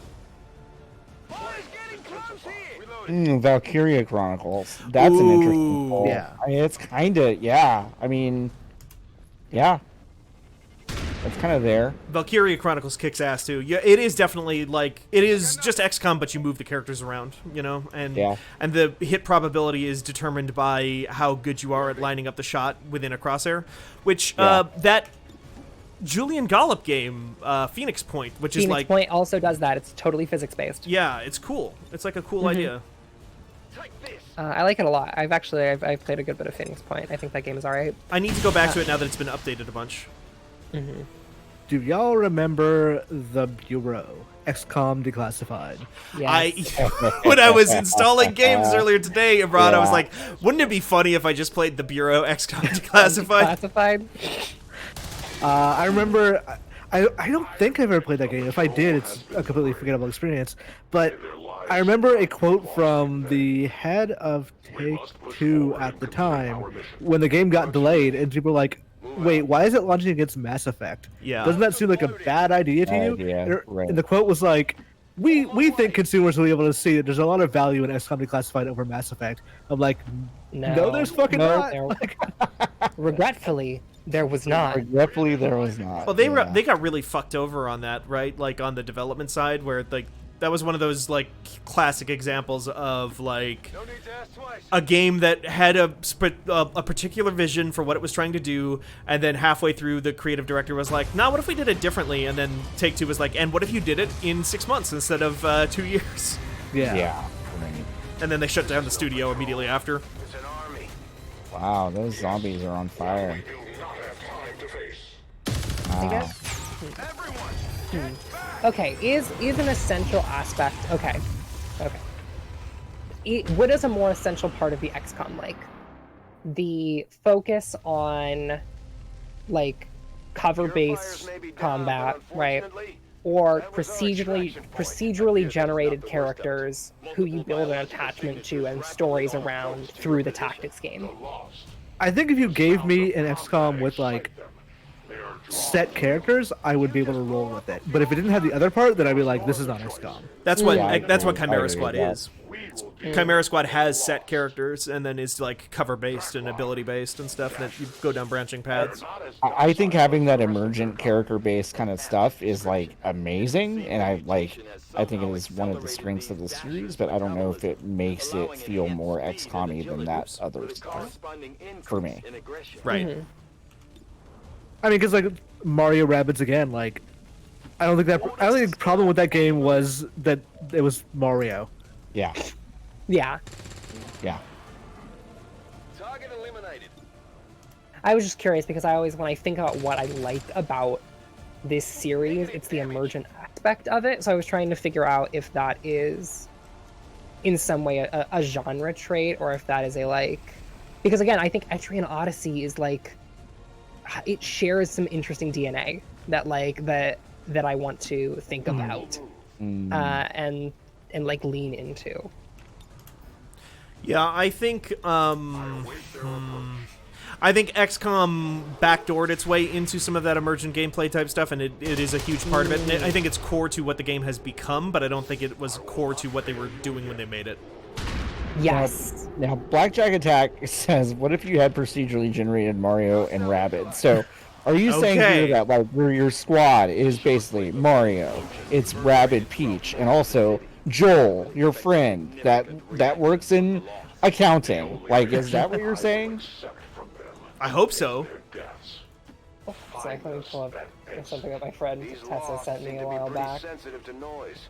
The sound that is making me think of this. It's Mario, Luigi, and your friend Clarice, who once fed your dog too much when she babysat. What you're describing is Sonic Forces. Like, that is that game. I was literally, Yeah. Imran, I was Yeah, you're literally right. thinking to myself, like, there is kind of a subgenre of make your own OC, because Merritt was talking about Lego DC Supervillains and how she's been playing that lately, and how that plot of that game is that you make a Lego OC to go hang out with the Joker. And that's what Sonic Forces is. Just a bunch of Marios with different character traits attached to them. Like, this is Maria Mario, who's trans girl Mario. Like, Mamma mia, I deserve a death scare. Woohoo! Mario. Oh my god. That joke is a Tessa joke. I can't take credit for. There's Maria Bear- Mario, Mamma mia, I deserve it to healthcare. Wahoo!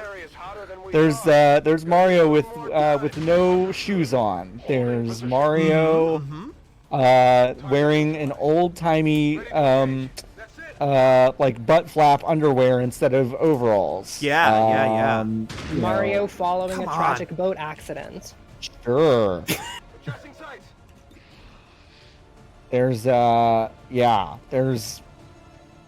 Mario from whatever game Sean Astin makes in that new movie that's coming out. Wait, really? No, I mean, were you asking what really about the Sean Oh, Astin that video there's a game movie where Sean Astin makes video games. Yeah, there's a movie coming out called Hero Mode. No, I got the shut PR for fuck up. this. Yo, Yeah, shut no. the fuck up. Yeah, it's called Hero Mode, and it's got Mira Sorvino and Sean Astin in it, and they both run a video game company that's going under. And what happens is that some child who has never worked in the games industry saves them by fixing the bugs in one night that the team couldn't fix in 1 month. And that's kind of how the movie starts. And he goes to like a mine palace to. Sorry, that's how it starts. Yeah, that's how it starts. And so then he goes to a mine palace to fix all these bugs. Yeah, there's a trailer. There's like a 2.5 minute trailer on, and it came out like yesterday. The trailer did. So y'all should go check that out because it looks like Sean Astin's gonna get his second house from this movie, as there's no reason why he decided to do this work other than the paycheck, which must have been pretty good, I would say. Question. Who is your favorite fictional character in a TV show to have a mind palace? My favorite to have a mind palace. Your favorite mind palace pervert from television, because after Sherlock, every single fucking show got a mind palace pervert. Yeah, but I mean, I think Benedict's was the funniest though. Yeah, It the was. funniest. Yeah. Now, if you want to ask me which character do I wish had a mind palace, now that's Yes. something I could work with. This is not, yes, thank you, Stephen, for making the Oh, question funnier wow. and better. Which- Who are you desperate to have a mind palace? Oh my gosh, which character do I want to have a mind palace? Whose character do I? Well, there are mind palaces that I'm chilled to the bone to perceive, like Sheldon's mind palace. Like, I am no, chilled to the John, bone that about definitely, Sheldon's mind palace. John, that definitely happens in an episode of Big Bang Theory. I've never seen Big Bang Theory in my life. I can tell but you you that know definitely it. happens. Yeah, it almost certainly happens. You're probably right. Yeah, no, there are characters, but it's like, oh my god, Jesus, that that was mean. was really funny. There are real people. I want like John Madden while he's calling a football game. I kind of want to see his mind palace. Like, where in the mind palace does he find the word boom, and does he decide to say it? I like that. God, that's a good question. Heading to that location. I was wondering this because I was recently watching while I was playing Neo 2, because I just needed some poison to put in my brain. I was also watching the television show Criminal Minds. I thought you were going to say that in Neo 2 you have a mind palace as you really just kind of think about how you're going to throw a big spear at this big lizard. Big lizard. Mox, come on. Oh my god, Steven, you're really getting fucked here in terms of just your luck on these shots. That's XCOM, baby! Tina from Bob's Burgers has a mind Oh. palace, I would say. Oh yeah. Like we see her mind palace quite a bit, I feel like. Sure.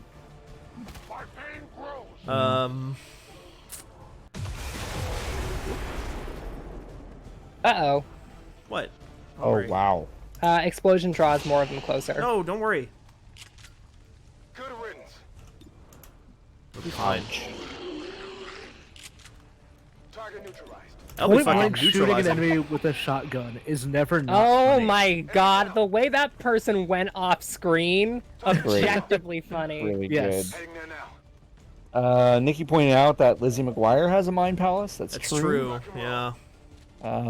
Would Miley Cyrus or Hannah Montana have that mind palace, or both? Hannah Montana Oh. does, Miley Cyrus doesn't. Okay. Oh, I was gonna say the Opposite. exact opposite. Literal I was opposite, gonna say Miley goes into the mind palace to find Hannah Montana. Find Yeah. Hannah. Yeah. That's what she says every time, too. She goes, I'm finding Hannah. Does Frasier have a mind palace? Frasier No. is Niles' No. mind palace. Whoa, that's a lot to unpack. Yeah. Whoa. Having seen all 202 episodes of Frasier twice, I'm obsessed with this idea. Okay. That's too much Frasier, John. It's the perfect amount of Frasier. Okay, wait. So Frasier is Niles' mind palace. What Yeah. do you mean by that? This is chilling. See, you can't press me to explain it because it was not a thing that made any sense at all. No, but I love it. I love it.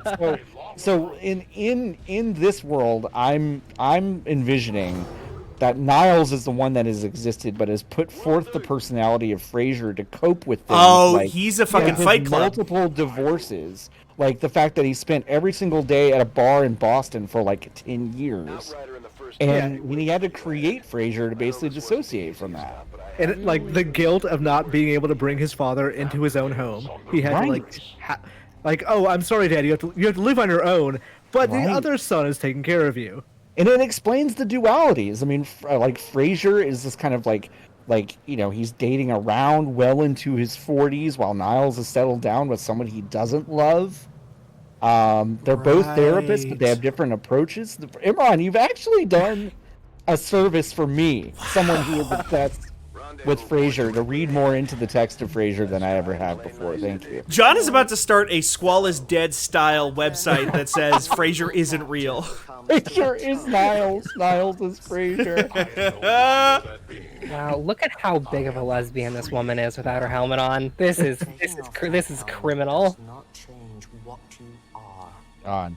It's like the lesbian in Krang. I'd be more impressed by her And whole which thing. one is in the mind palace? Krang is literally a mind palace. Like, Yeah. Well, how's this fight gonna go? Oh man. Thank you all for acknowledging that the Reaper is a Ren type character. Thank you. Thank you for the Oh, here we go. Oh, what? Here are these motherfuckers. No one has ever done that before. No one shall ever do that again. So this game is The Chosen. Yeah, this game is called War of the Chosen. There are 3 Chosen that are... So this game's got a nemesis system? I don't think I mentioned that. Wait. Do they really have a nemesis system? They have a How are nemesis able system. to do that? They don't call it the nemesis system. Okay. It is... I mean, I guess this came out way before they patented that. before the patent came through, yeah. Yeah. They don't call it the nemesis system, and the 3 characters... There are only 3 characters that can be your nemesis, but otherwise it works the exact same way. It's just that they're not randomly... The traits and their appearances and stuff are randomly generated, but the names and whatnot are not. Nikki says it's called Greg's system. That's how they get around the lawyers. This is Greg's system. And when they are asked to explain it, they go, no. Gregus's system. Gregus, stupid. Dreadful, Steven. No, it's good, actually. Uninstall. I see everything. Sorry you don't understand my genius, Ren. This mission, Steven, is entirely long. Too long. This is a very long mission. It's split up because everybody got healed. Nope, they did not get healed. Never mind. It's a very we're cool being told mission that's in wrong. theory. I really like the idea of like having these like multiple squads converging on the same position. It's just that it's so fucking long. It's long, but I will say they at least let you have like a bunch of units because you get 2 freebies. Yeah. There's a chance you can get shredded here. This woman is brutal. Yeah. Is she the sword one? Yes. Yes. So there's a sword one. Yeah, okay. So this is the nemesis thing. There's the sword lady, the sniper, and then... The psychic guy. Yes. So easy to target from high ground. Adversary Reapers takes increased damage from Reapers, but also chance to return fire against missed shots. Does not trigger Overwatch or reaction fire at all. And they will start to get new strengths and weaknesses as you fight them. Yeah. And they can steal your people and take them away from you, and then start to try and interrogate them. And you have to go go to their bases and like bust in and steal your people back. Mm-hmm. Yeah, this game does a lot of cool stuff with like limited unit missions, where it's like, okay, you get to send one fucking person in here, and they're going to, when the mission starts, like you get to go in, and that person has a pistol, and everyone else has like their full right with a pistol is not in a safe location. Nice. Oh my god, a crit too. Oh Jesus. wow, that was nice. That was really nice. Steven, that is gonna win you this. That one shot is going to win you this fight. Holy shit. Doesn't hurt. I'm not mad about that at all. 50-50. Holy I'll take shit. it. Hey. Nice work, my pretty pog champ. Wow. Making short work.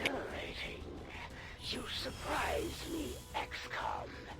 Still, the Finishing. Yep, that was fast. Wow. Wow. Yeah, she retreated. Huh. Okay. Yeah, I think she always retreated this first battle. Huh. Jesus, nice. Hey, nice work, Elena. Yeah, Holy Elena shit. fucking kicked some ass with that That's one. Clean shit. That's making up for all those fucking misses against the fucking nerd zombies earlier. One shot, one kill. This Man. would be the XCOM equivalent of in Raiders of the Lost Ark when Indiana Jones just shoots that guy. She's like, "What are you going to do, XCOM? Yeah. I've got a sword." And she pulls out a fucking 50 cal. Yeah. She Okay. probably should have told us she was weak to Reapers. Like, just Yeah. Yeah. Oh, XCOM. Just so you know, if you have the high ground, I'm fucked. Oh, that's fun, John. Is that a John or Ridge, that phrase? What? If you have the high ground? Yeah. No. What? The high ground? What do you mean? Nothing. Ren is making a Star Wars joke as if Star Wars also invented the phrase "I have the high ground." Yeah. Oh, no. Oh, fuck I off. wasn't. No. Yeah, I don't think Obi-Wan Kenobi invented that fucking phrase. To be clear, neither do I. I also don't believe this. George Lucas is sitting in his office being like, "Oh, I can think of some real funny shit." George Like, Lucas is sitting there being like, damn, I think it would... No one's thought of this. I think it might be more advantageous to attack someone from a higher position. Yeah. I'm going to have to go and attack a report I have to do from the high ground. And, Oh, okay. Sort of above yeah, your this has keyboard. been- Could you explain that analogy yeah. to me? Rin, that's not very nice. No, but yeah, this was a lot of fun, and I can't wait to create everyone else next week. And Yeah. that's Yeah. very exciting. We'll do I'm some very stuff excited. with the mods or some such to get this fixed up. Sorry, I'm C-Clung. That is, I think, fucking wild shit I've read in the Twitch chat today. Y'all ever seen that crazy post that pods that every Force user has something that they're like the best ever at, and that Obi-Wan's is having the high ground? My God, no, I haven't seen that, but that's incredible. That is an unbelievable idea, and I love So it. when he fought Vader on level ground, that was him Being the best at just being like terrible at strategy. If you're like, he's Yeah. run some stairs, he'd be like, "Ah, shit, I got Ah, this." shit, now I got it. Yeah. Yeah, that's it. All right, bye, y'all. Bye. Bye. How long we been going? About 2.5 hours. Okay, we can get out of this mission here and then probably wrap up then if people are ready to move on. Do we want to wrap up this mission and then start next time with the custom work on our new friends? Yes, because we can then hopefully have some new options in making people look different, so that'll be good. We will also have the Reaper and the Templar. I know the Reaper and the Skirmisher, because I think they Yeah. give you one after this mission. Yeah, you get they give Mox you one of and each. Elena. Perfect. And Elena can kind of have her name taken from her. They can both have their names kind of like stripped from them. Yeah. They're meat. We've been over this. They're meat until we shape them, you know? I hammer them like I hammer a good old burger. I'm always saying this to the people I interact with on a day-to-day basis. You're kind of meat until my hands kind of shape, until my hands kind of shape your creation. I'm C Clunk. Just DM me, whisper it to me, to old Renata. What y'all got planned after this? I am ordering dinner. Oh, what are you gonna have? For whatever reason, I'm like, I really just want a fucking like a chicken tender, like a bunch of chicken tenders. So I'm now getting some of those. I haven't had a chicken tender in a grip. I know, like, whatever. I'm not sure what prompted that, but I'm like, it seems like the right thing to do right now. Nice. There was a place near my house that I believe is no longer there that had the best fucking tenders I've ever tasted in my life. They were the best seasoned chicken I have ever tasted in my entire life. Just incredible. And I'm so sad that I don't eat chicken anymore. Now that you reminded me that those specific tenders exist, this is the first moment where I've truly regretted no longer eating chicken. This is not unique for me because I used to. Since I moved into my new place, it's not as close, so I haven't had it as much lately. But up until about a month ago, I would get Indian from my favorite Indian place near here, India Palace. Basically every week, maybe sometimes 2 weeks, and it's been a minute since I had any, and I just really, really, really want some chicken vindaloo right now. Yeah. Chicken vindaloo or chicken biryani. Chicken's good, as it turns out. Apparently. Yeah. Listen, there's something about a perfectly fried and like seasoned tendy that I do not think I could ever emulate with another food substance, you know? I made some real bad chicken today. Oh? Oh yeah. Yeah. Like you fucked up, you mean? Or like I fucked up sort of emotionally about the chicken. Because I was like, well, I got some chicken that has been in the fridge for a little while here, and it's raw chicken, and it needs to get used up like immediately.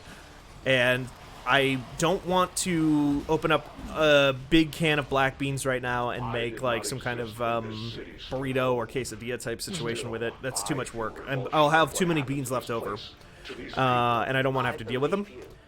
And so as I was going through that thought process, the chicken was sautéing, and I was like, ah, shit, I have not prepared anything else to go with this chicken whatsoever, or to do anything with it, and I don't have anything else in my... I thought I had onions, I thought I had peppers, I had used up all of those on the weekend, so I was completely out of all of that stuff, and I didn't want to pull out the beans, and so basically I just threw spices on top of the chicken as it was cooking, and then I burned those spices onto the chicken, and because I was panicking.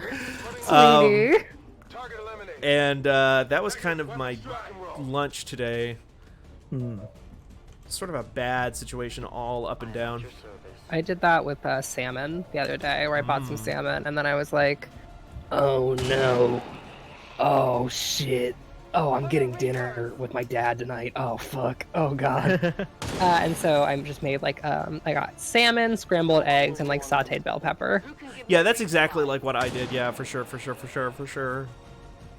I mean, that's like basically the same thing happened where I was like, oh no, and then I did end up having to throw out half the salmon. Yeah. You made like a competent meal that was good to eat, and people liked it. Yeah, that's basically like my fucking mistake chicken for sure. Come get some. Moving on target location. I like having a sous vide because it's like, well, my only choice is to be incredibly prepared for every meal. Otherwise, none of this makes any sense. Sure. I still don't have a sous vide. It's really nice because like you can't screw anything up. I suppose. It's literally just put it in, put in the right numbers, and like you're pretty much good. Yeah. I have a question. What is that? What does that word mean? So a sous vide, I have no idea what it means, but the actual item is like a device you hang off the side of like a filled pot or a container or something with water, and when it heats up and swirls the water around whatever you're cooking. So it should theoretically cook evenly and not over or undercook it. Right.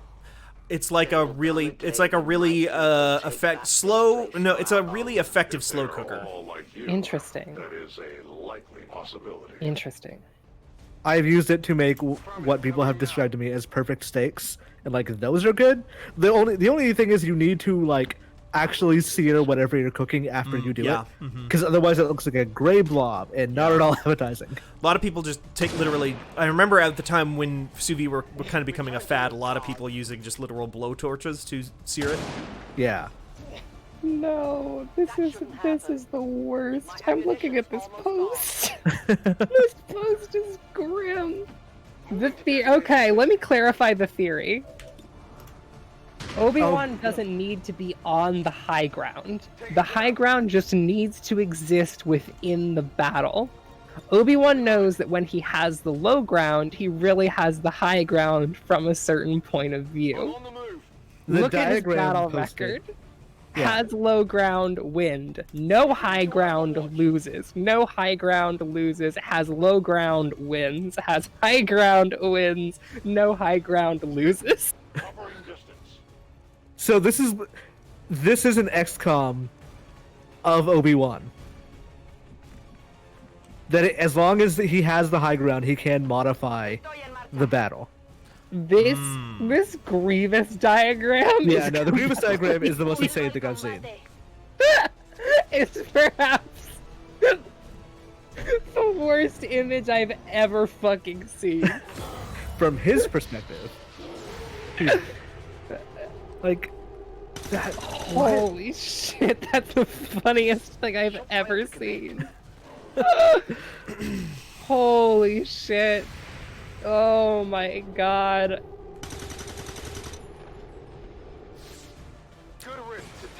Ron, I feel like I've asked you this question already. Are you a big Star Wars fan?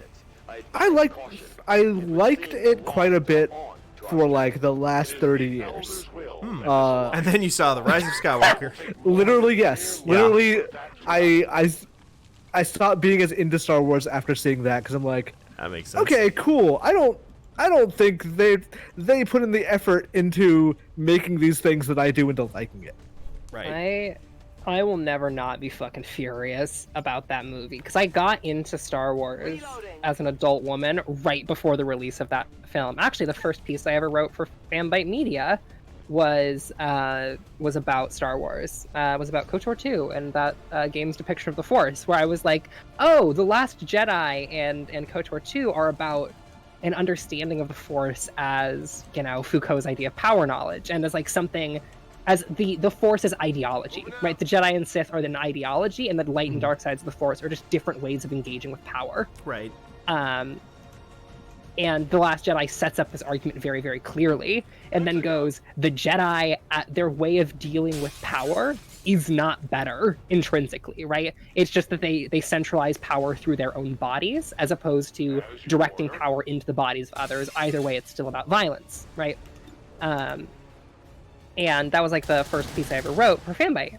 And fucking writing that and then getting the news that Sheev was hanging out in episode 9 for some reason made me so mad that I included a little spiteful little like snip at it at the end of that piece. But I'm still mad about it. Well, Ren, you simply don't understand that the dead speak. Don't fucking talk to me. They speak in Fortnite, apparently. Yes, they do! I remember that leaking and being like, okay, it can't be as bad as it sounds. Like, there's no... It's Star Wars. I spend billions of dollars making these movies. Like, it can't be that awful. I'm gonna give it the benefit of the doubt. And I remember Lucasfilm invited us to see the movie early. So I was one of the... Not first... I was among the first people in the country to see that movie. And I remember walking out being like, that was shit. I don't under. There was a point where I said, "Oh, come on!" in a Lucasfilm theater, and being very embarrassed because there were people who made the film in that theater when that kiss happened. And I was like, "No, I'm just gonna keep it to myself. Maybe I'm wrong." And then the movie actually came out, and everyone else hated it. I'm like, "Oh, good, I'm right." This is spoilers for KOTOR 2. For Don't Kreia spoil and KOTOR 2 for me. Oh, okay. I'm in the middle of the playthrough. You're in the middle of playing KOTOR 2? Okay. Not in the last couple of days, but I did start a playthrough a few weeks ago. I will not spoil KOTOR 2 and instead just say, or maybe I'm the dumbass and it really is all about prophecy because as J.J. Abrams so eloquently said about the revival of Palpatine in Episode 9, it'd be weird if it wasn't. Go fuck yourself. Sheev. J.J. Abrams would be very good at making AAA video games. That's the meanest thing you've ever said about J.J. Abrams. But it's true. That's what his skill set would be great for. Is making turret sequences.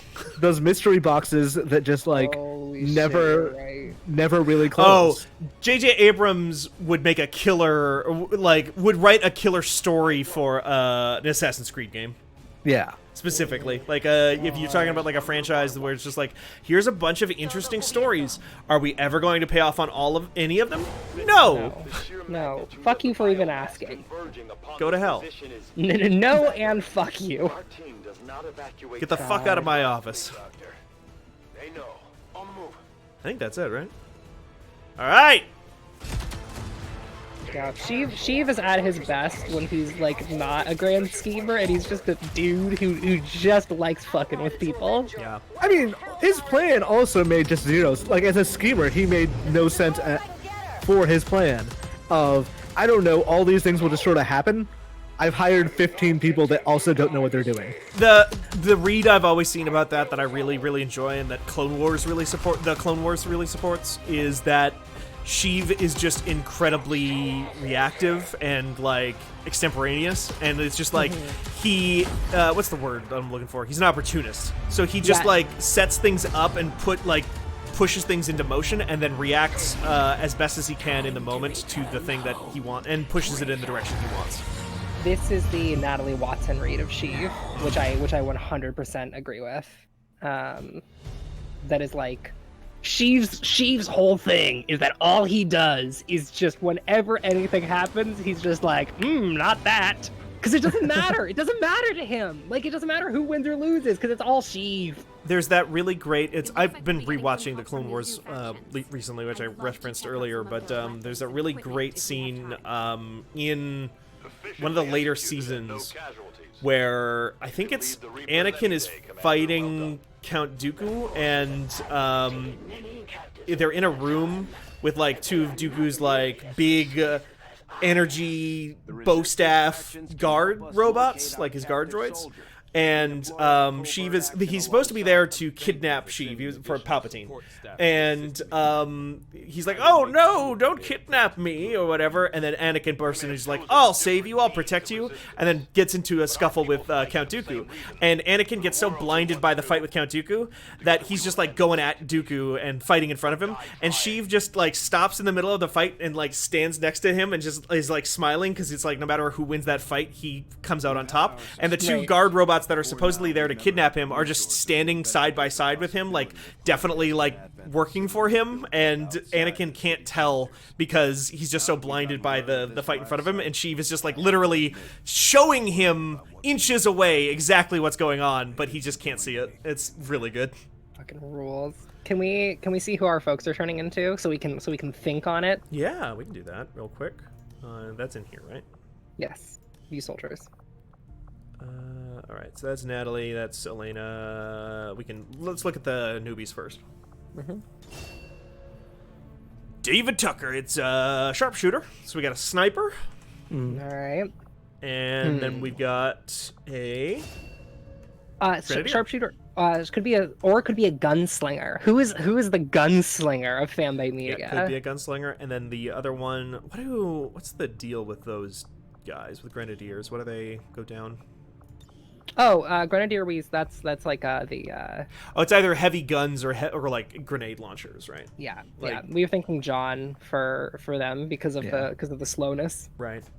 Well, we'll have to think about that for next episode, I guess. I'm kind of my idea, my plan is to play through an entire campaign, win or lose, of XCOM 2 War of the Chosen, and then maybe move on to another sort of procedurally generated game down the line. I was thinking Stellaris, but I thought XCOM 2 would be a really good starting point that was a little bit more easily accessible to like look at for people. So we'll probably be back with another episode of this soon. We will be back, however, with more streams going forward. On Wednesdays, it's going to be Fight Club. Fanbyte's fighting game streams are going to be happening with Funke. Funke was actually going to stream tonight, but had some time to spend on the International Space Station this week, so they couldn't make it. So I had to pinch hit, but they'll be back again not too long from now. And then you can also tune in to Merit Souls and such going forward on Mondays and Fridays. And you can go to fanbyte.com. And where can people find you on the internet, Imran? You can find me at ImranZOMG. Where can people find you, Ren? You can find me on Twitter at Ren or Raven. And you can find me online at Steven Strum, STEVENSTROM. You can find Fanbyte at fanbytemedia.com. And that's going to do it for us tonight, everybody. Thanks so much for sticking around and watching this war. This war has been chosen, you might say. I would say that. Is there anybody we can raid?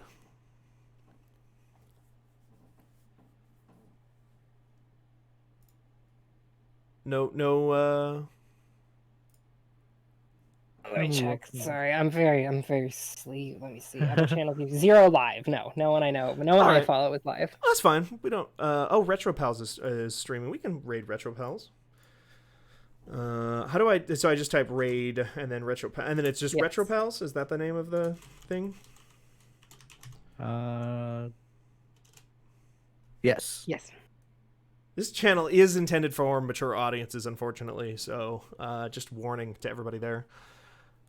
Looks like it worked. Great. Thanks, everybody. We'll be back again pretty shortly. I appreciate you all sticking with us. Bye. Bye forever. Bye.